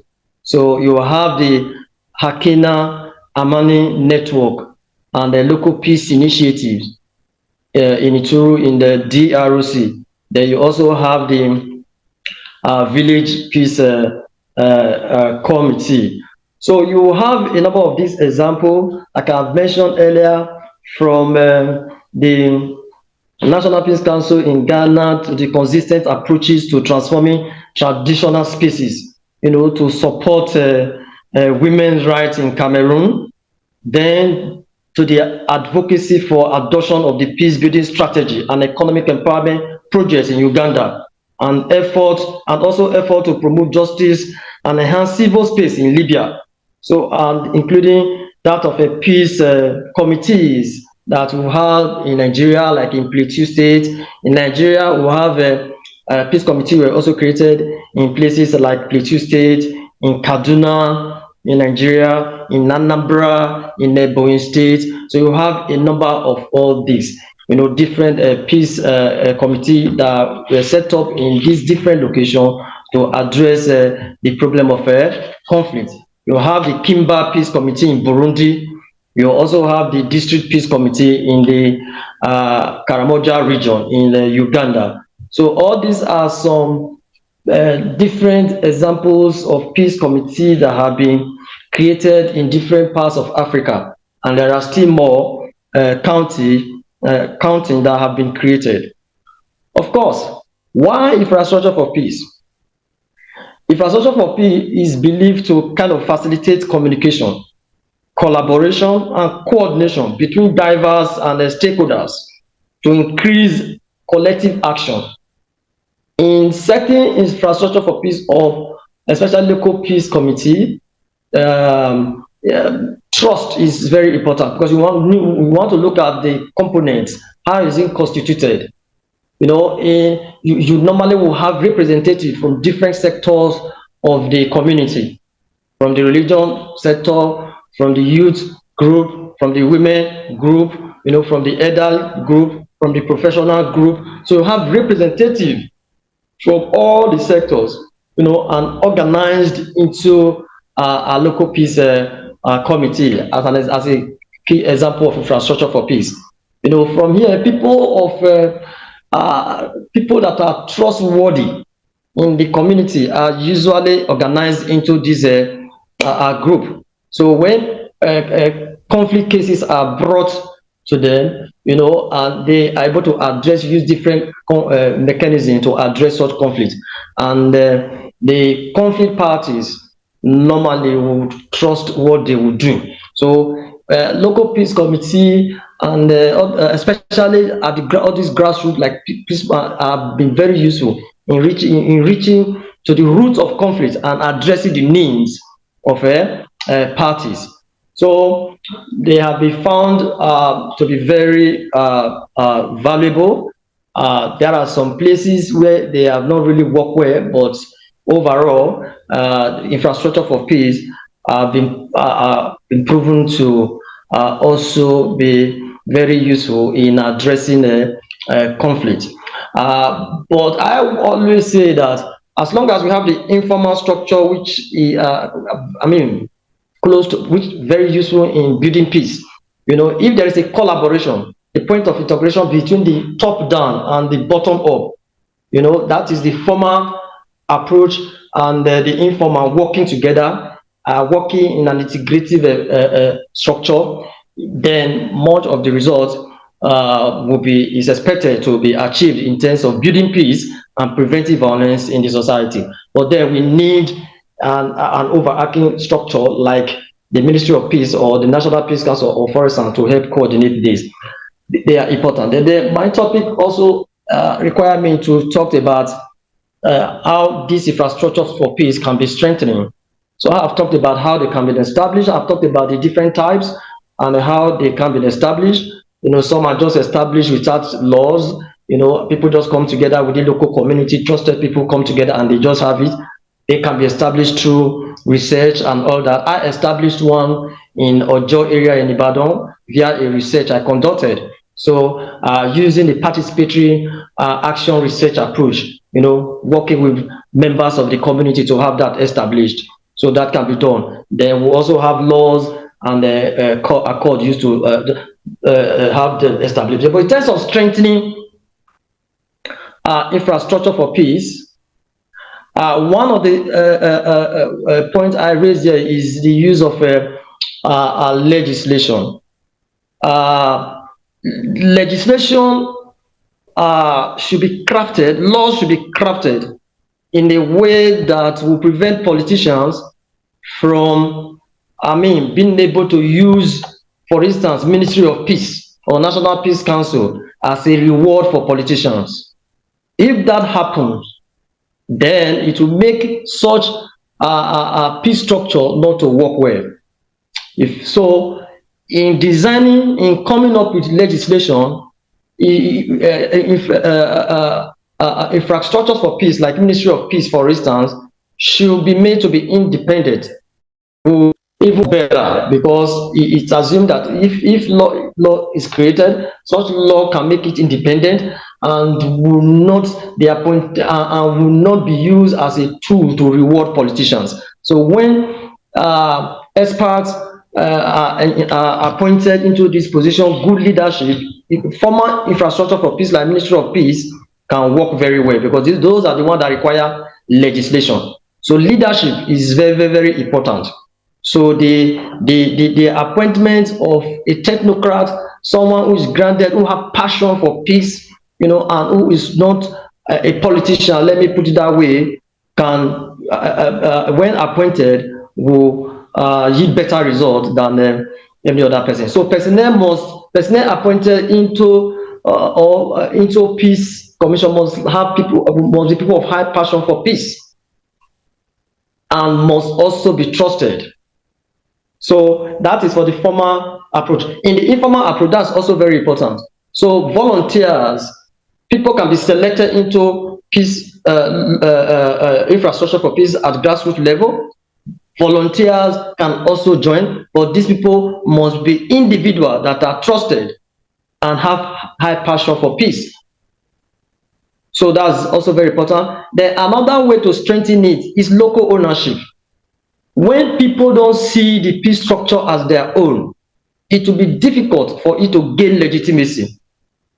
So legitimacy is very, very important if peace structure must be strengthened. So for legitimacy to happen, there must be general acceptance of the peace structure by the people. So it must be people-oriented, and people must trust the structure. So the mechanisms, the resources in place, you know, people must trust the structure. such that the outcome of conflict resolution will also be generally accepted. Another point that could be used in terms of if you want to strengthen these infrastructures for peace is also to promote what they call inclusivity. Inclusivity is also very, very important as an important point to strengthen infrastructures for peace. So all relevant stakeholders and all relevant sector of the society must be included into the structure of these infrastructures for peace. So when there is inclusivity, there is legitimacy, and ownership and local ownership of the structure, and trusted individuals with high passion constitute, the components. The members of such peace structure. You will see that it will normally become. It will work on a sustainable basis because the people see it as their own. So funding is also a very, very important one. Funding these structures is also very important. Funding is a challenge in many projects, including this. But if individuals, business organizations, CSO, donors, both regional and international donors on ground to support peace structure, there's a tendency that it will get a bigger result or come up with a better result. So funding can also be used to strengthen it. So business organizations should normally donate, donate to it. Then the spirit of volunteerism I mentioned earlier is also very important because some of these persons who work, who give their time to work in this infrastructure for peace, especially the grassroots peace structures that you have in villages and local communities, are not paid. So some of them, you must be high in the spirit of volunteer for that to occur. So regional body, should also encourage it, like the African Union, and other regional body like ECOWAS, South African regional body, the North African, all the different regional body, should at each of their meeting, AU meeting, I think there was also a declaration by AU meeting for African countries to support infrastructures for peace. So when this is continuously done at this regional body meeting, and they continue to encourage governments in different countries to do this, infrastructure of peace will be strengthening. So CSO advocacy for their establishment and support for their sustainability, and even then creating it, is also very important. It's also very important in terms of strengthening infrastructures for peace. Strengthening infrastructure for peace. So these are some of the ways that infrastructure for peace can be strengthened. And if infrastructure for peace is strengthened in the African continent, you will see that it can contribute to preventing conflict or reducing the escalation of violence in different parts of Africa. Thank you. Thank you so much for your presentation, and that concludes all of the presentations for today. We know that we are just about out of time, but we would love to make some time for a Q&A. So we are going to go a little bit over time, and we hope that you all can stay with us on Zoom. If you have to leave, again, we are recording this. So we'll go about 15 minutes over time so that we can make time for the questions. So Charlotte, I'll turn it to you to start us off with the first question. Thank you, Greta. I'm going to speak in English because all the questions are in English. So I'm going to read them all to allow all the participants, especially the presenters, to respond. So the first question was sent by Faisal Mansour from Sri Lanka. And the question is that in Zimbabwe, land reform, was there a problem that farmland was given to middle-class people from the cities and not to the peasants? I think Sister Edwick will respond to that question. Unfortunately, I don't see Edwick on the Zoom call. She might have had to leave or maybe had an internet issue. But any of our other speakers are welcome to unmute and respond if anyone else has a response to that question. Otherwise, we can move on. Okay, can I move on? Yes, please. Thank you. Yeah. The second question was sent by Sham Banam to James Samson. So brother James, you have a question here. Greater Somalia sound like Greater Israel. Israel is building a military base in Somalian lands. How would this affect stability in Somalia and the Horn of Africa? Yeah, the question, James is saying that Greater Somalia sounds like Greater Israel, and Israel is building a military base in Somaliland. So the question is, how will this affect stability in Somalia and the Horn of Africa? I'm not sure that I'm getting the question correctly. Somaliland is a different country. Actually, Okay. Somaliland is a breakaway province of what was or what is present-day Somalia. Okay. Somaliland has... Hello? Yes, go ahead. Somaliland, like I said, is a breakaway Somaliland. James, are you there? I am here. I'm trying to answer the question, but I don't know whether I'm getting feedback. Okay, go ahead. Somaliland, like I'm saying, is a breakaway province of what used to be or what is present-day Somalia. If indeed it is true that there are military base being built in Somaliland by Israel, that will undoubtedly continue the path of destabilizing the Horn of Africa region. Present-day Somalia has several military bases led by the first military base or military practice.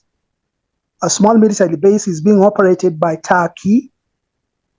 The American military base is not far along the border of Kenya and Somalia, a place called Manda in Lamu. Ethiopia, Eritrea, and Djibouti are also rumored to be having several other countries' military bases. If indeed it is true, and I'm not aware, that Israel is building a military base in Somaliland, then that will invariably destabilize the region, considering the bad blood between basically these are Islamic countries, bad blood between Islamic countries, the alleged bad blood between Islamic countries and Israel. Okay.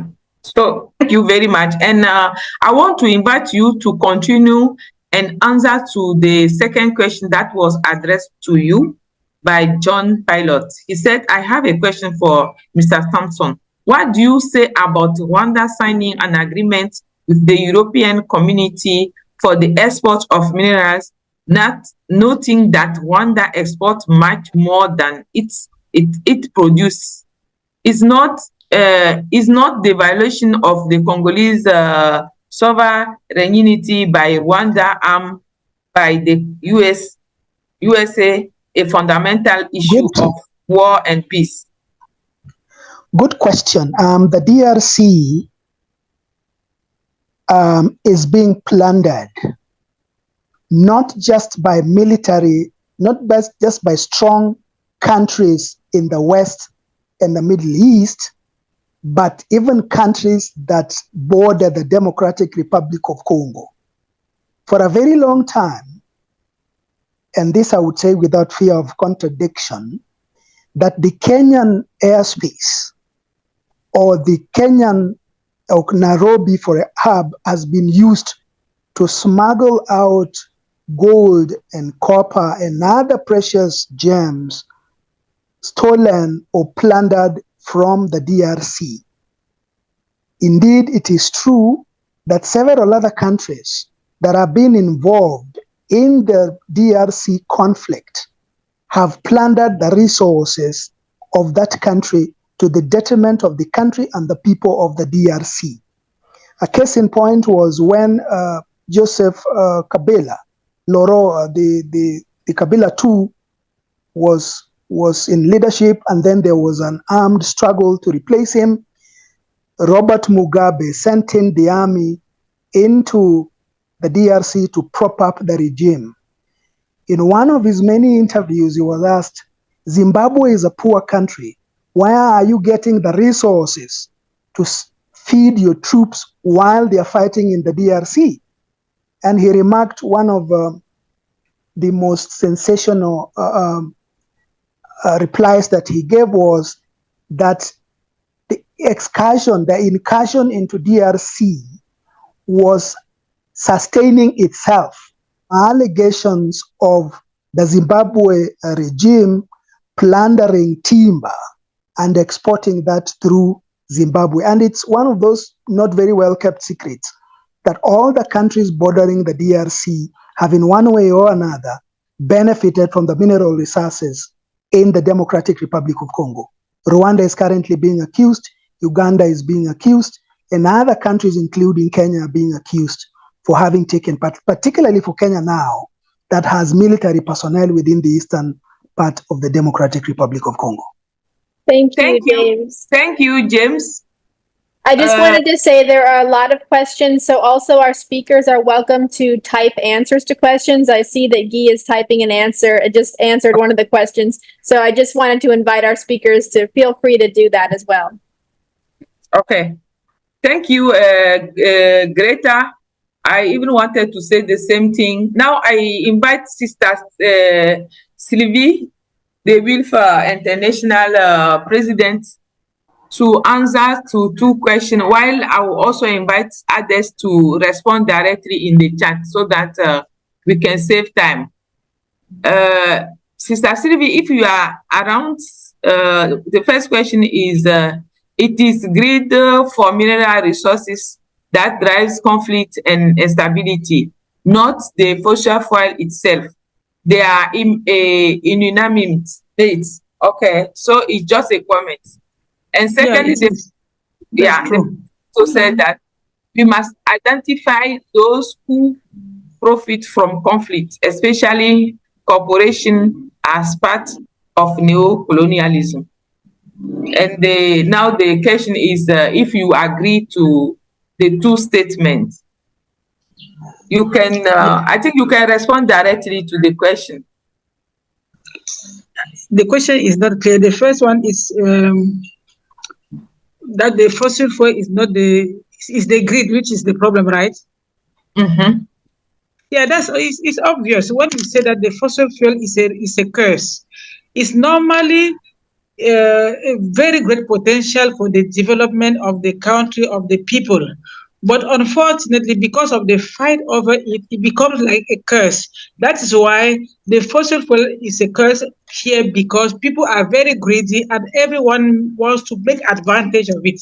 So I'm just in agreement with that person to say that the problem is not the fossil fuel, because it's a resource that is very helpful for the country, for the community.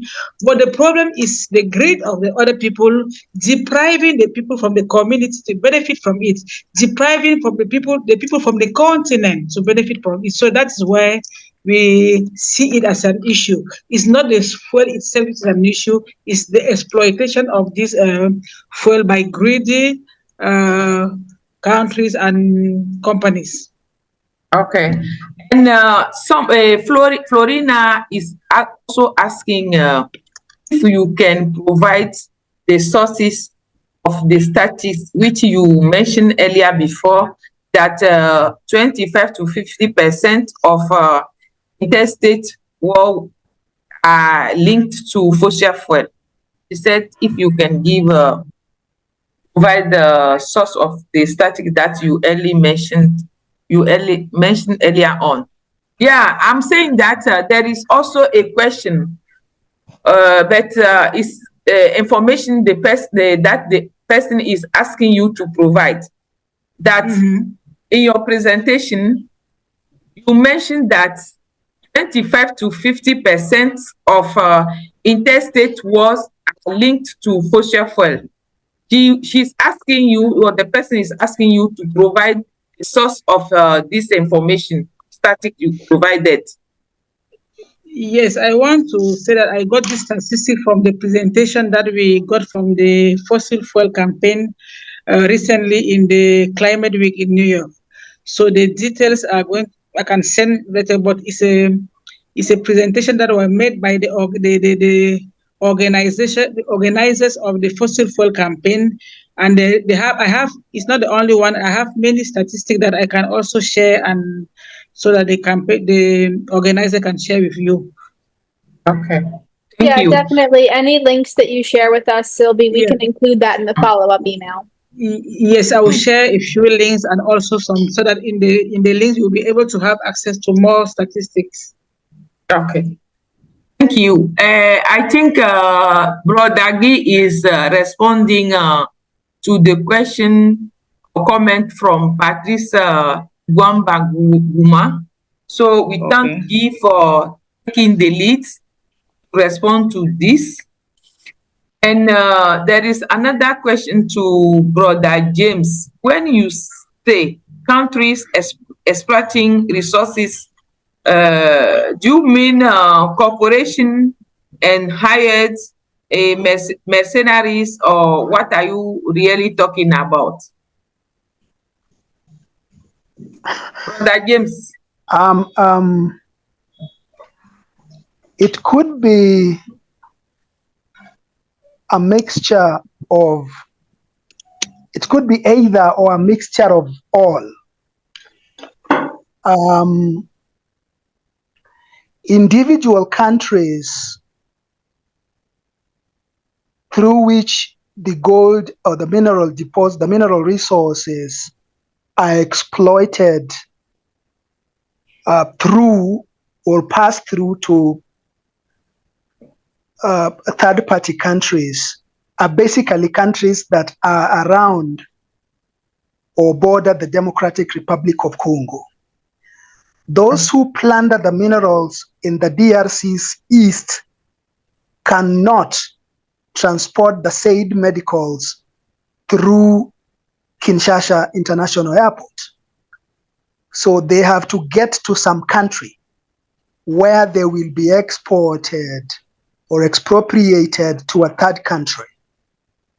And it would be not very generous to say that these countries are not aware that plundered resources, for example, if they come through JKIA International Airport in Nairobi, we know for a fact that this country does not have the gold deposits that we could be claiming to be exporting out of this country, or this kind of natural resources that could be passing through this country. So in one way or another, either the militia that is in the DRC have connections with either politicians or governments across the region, or countries that have militia there have connections with countries across the region, and therefore they are enabling the process of plunder and export into these other countries. And what this militia get in return, whether they are local or transnational, is your guess is as good as mine. Thank you, James. There is a question here for all of us. I will read it first to allow anyone to think about it and respond. The question is from Dr. Negendula Ferdinand of WA Cameroon. The question is that, can collective efforts eradicate racism in the world? How can the Western countries be implemented to stop the exploitation of fuel from the African continent? And I think Sister Sylvie can also assist. While thinking about this question, there is another question here for Dr. What kind of budget do these peace governmental and even non-governmental structures have. Compared to military spending, it is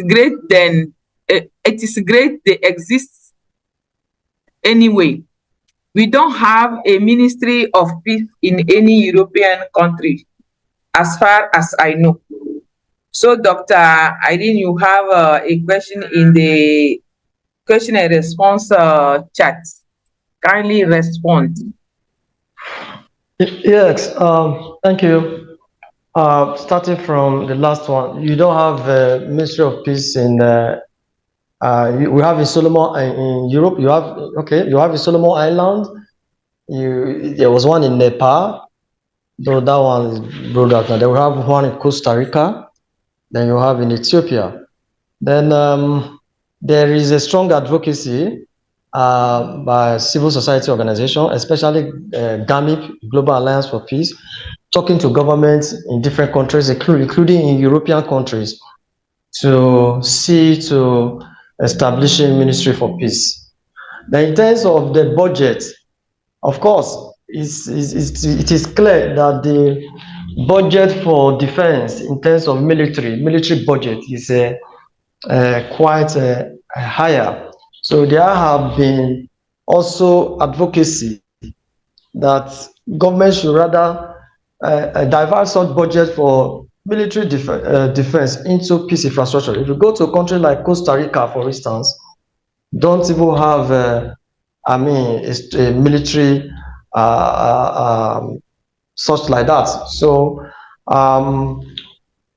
budget for peace work, civil society that are engaging for peace is very low. But we believe that if there is a Ministry of Peace coming up with budget for different ministries, when government is coming up with budget for different ministries, the Ministry of Peace can also get budget. So, Sister Sylvie, can you assist to respond to the question from Ferdinand? He said, can collective efforts eradicate racism in the world? How can the Western countries be reprimanded to stop the exploitation for fuel from the African countries? There was a question from Robin on the Pan-African conference that was supposed to take place in Lomé, November ending, beginning of November. That conference has been postponed. I think postponed but not cancelled. So I want to take the commitment here to look for all the information and forward them to you through Greta, if that suits you. Thank you very much. Because the conference was supposed to take place in Lomé, so I can easily get the information on the postponement and forward them to you through Greta. That sounds good. Thank you, Charlotte. Yeah, we can include that in the follow-up email. And I think Sylvie is back. Sylvie? Can I go ahead? Hello? Yes, go ahead. We had asked the question to Sylvie, whose connection cut out, but she's back now. So we'd love to make time for her to respond to that briefly, and then we need to wrap up soon. Okay. Yes. Yeah, as I indicated in the presentation today, racism could manifest at individual level and also at structural level. So it's very critical that the response is collective, because we need a holistic response. We need change at both individual level and also at structural level.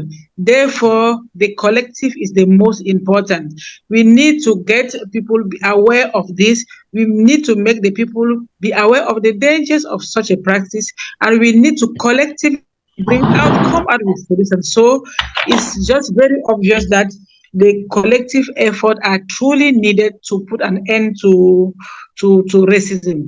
It's not a one person thing. It's not a it's that we really need to take together as collectively if you want to really disrupt it, because it also has to do with policy change in strategies and mechanisms that we put in place at different structures. What are the mechanisms, what are the structures that we have in place to fight against racism? What are the policies that we do have? So it's very important. It is a collective work that we have to take. And about the fossil fuel and how can the countries that are exploiting, if I got the question correctly, being punished? I want to say, number one, that it is a broader question, because we are talking about we were just recently throughout this presentation, throughout the session today, we are talking about all the conflict in Africa, from all over Africa, and we could see that colonialism was one of the things that is fueling this conflict. And if we go deeper, we see that inside those countries, still there is a specific resource that is also fueling the conflict, which is, the exploitation, which is the fossil fuel. So it's a global response. It's a holistic response. It's not like it's challenging the global governance. Unfortunately, we do put a lot of policies, we do put a lot of mechanism in place, but at the end of the day, there's a kind of, how can I put it? There's a kind of, it's so great injustice, I will call it like that, so great injustice, because those who most of the time put all of these laws in place to end impunity, blah, blah, blah, there are most of these who do not respect some of the policies in place, and they also have the vetoes everywhere. How do we do it? So it's a call for us, African and people of the world. How do we make sure that this imbalance changes?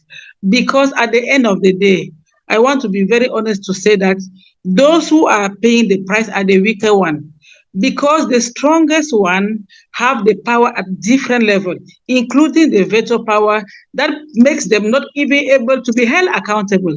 So it's a very challenging question. Yes, it's a very, very challenging question, because it challenges the interests of those who are really playing or pulling the strings, as I said earlier, within behind the scene. But the other thing I want to say here to conclude is that is another way for us to be conscious of our own responsibility.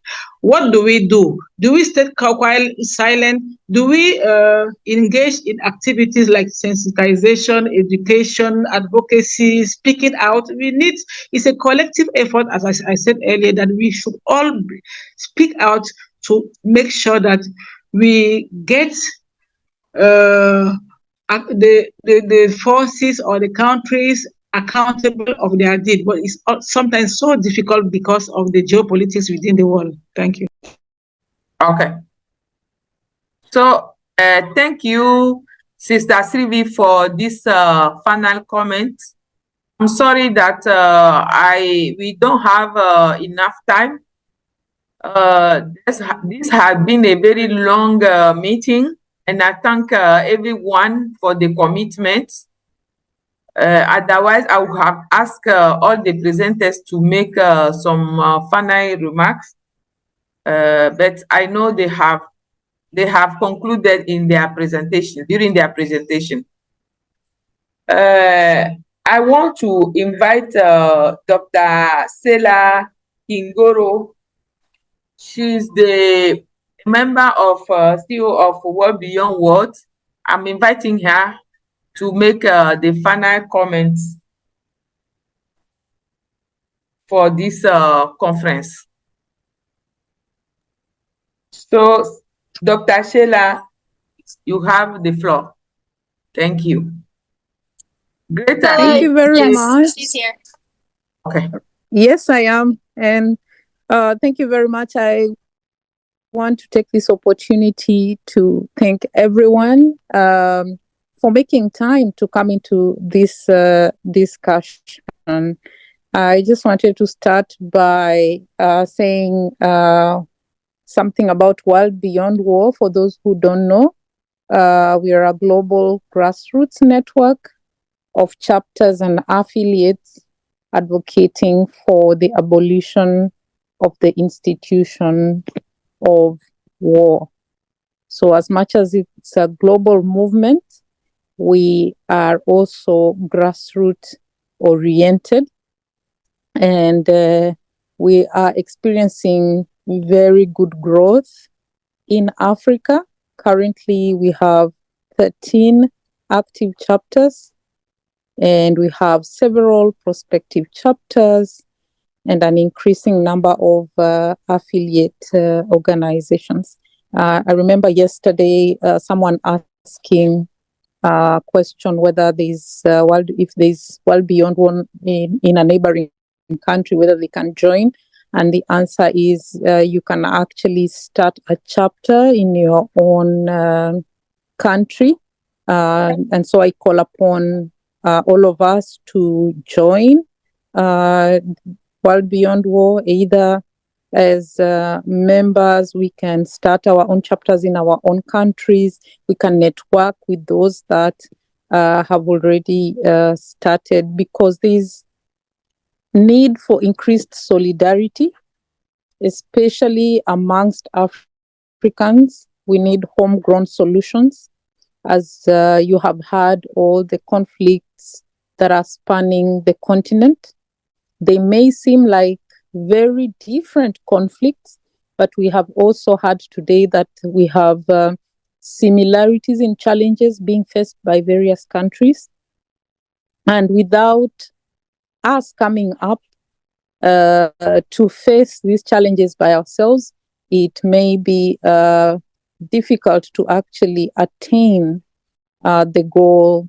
So I encourage each one of us, and it's a clarion call, that we form synergy within what we are doing in Africa, between activists in Africa, but also reach out to activists from other parts of the world, so that we can learn from their experiences, leverage on their strengths as well, to work towards our goal, which is addressing conflicts and ending all wars, including wars in Africa.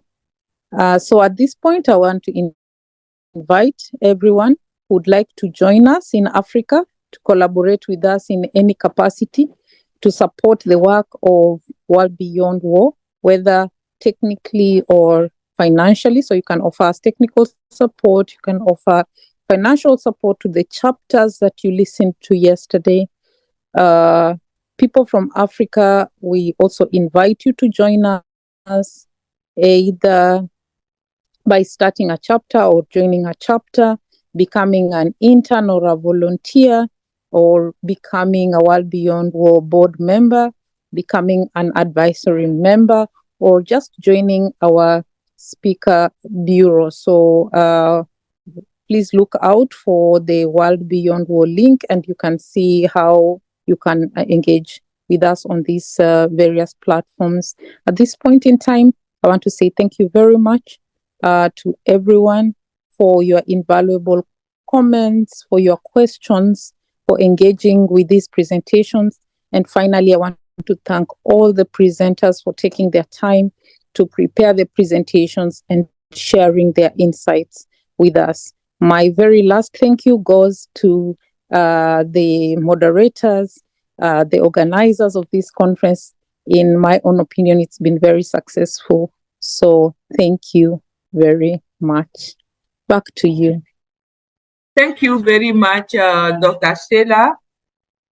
I think we are moving towards the end of this conference, this 2 days conference. I want to thank the organizers. I want to thank the moderators, including myself. I have to love love myself. So thank you, Charlotte, for the moderation. I want to thank all the presenters.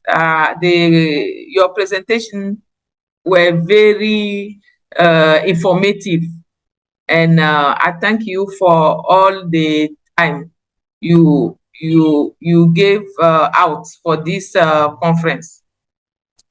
I want to thank the participants too, and I want to share that our next action will be that all the registered people, participants, you will receive the recording of this conference. They do this recording as well as all the presentation we listened to since yesterday. And I know people are really waiting for the presentation for Sister Sylvie. Sister Sylvie, clap for yourself while I will be clapping for you too.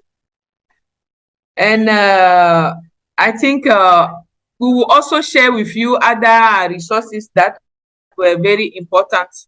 And I want to also apologize for all the mistakes here, or if we missed to respond to a question. I think the chat is still live, and it will be also saved, and we'll read it through. We'll go back to it, read it carefully, and also try to respond to some question maybe which we missed to respond on live today. I know the question of the Pan-African conference in Togo is a very important, very raised here, and I want to assure Sister Robin that we'll get back to her. So without being very greedy, I want to throw the mic back to Greta and to Guy for the information that they want to share with the house before we end the session. Thank you very much. Thank you so much, Charlotte, for your moderation today. And thank you, Michelle, for moderating yesterday. Yes, a huge thanks to Guy, our Africa organizer, who has been working for months behind the scenes to put this conference together. This is our second annual Africa conference, and we plan to do it again next year and the year after that, and over and over.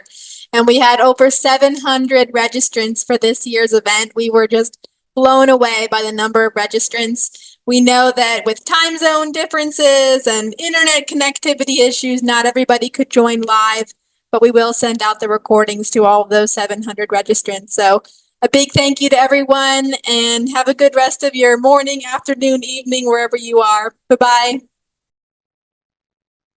Bye. Bye. Bye.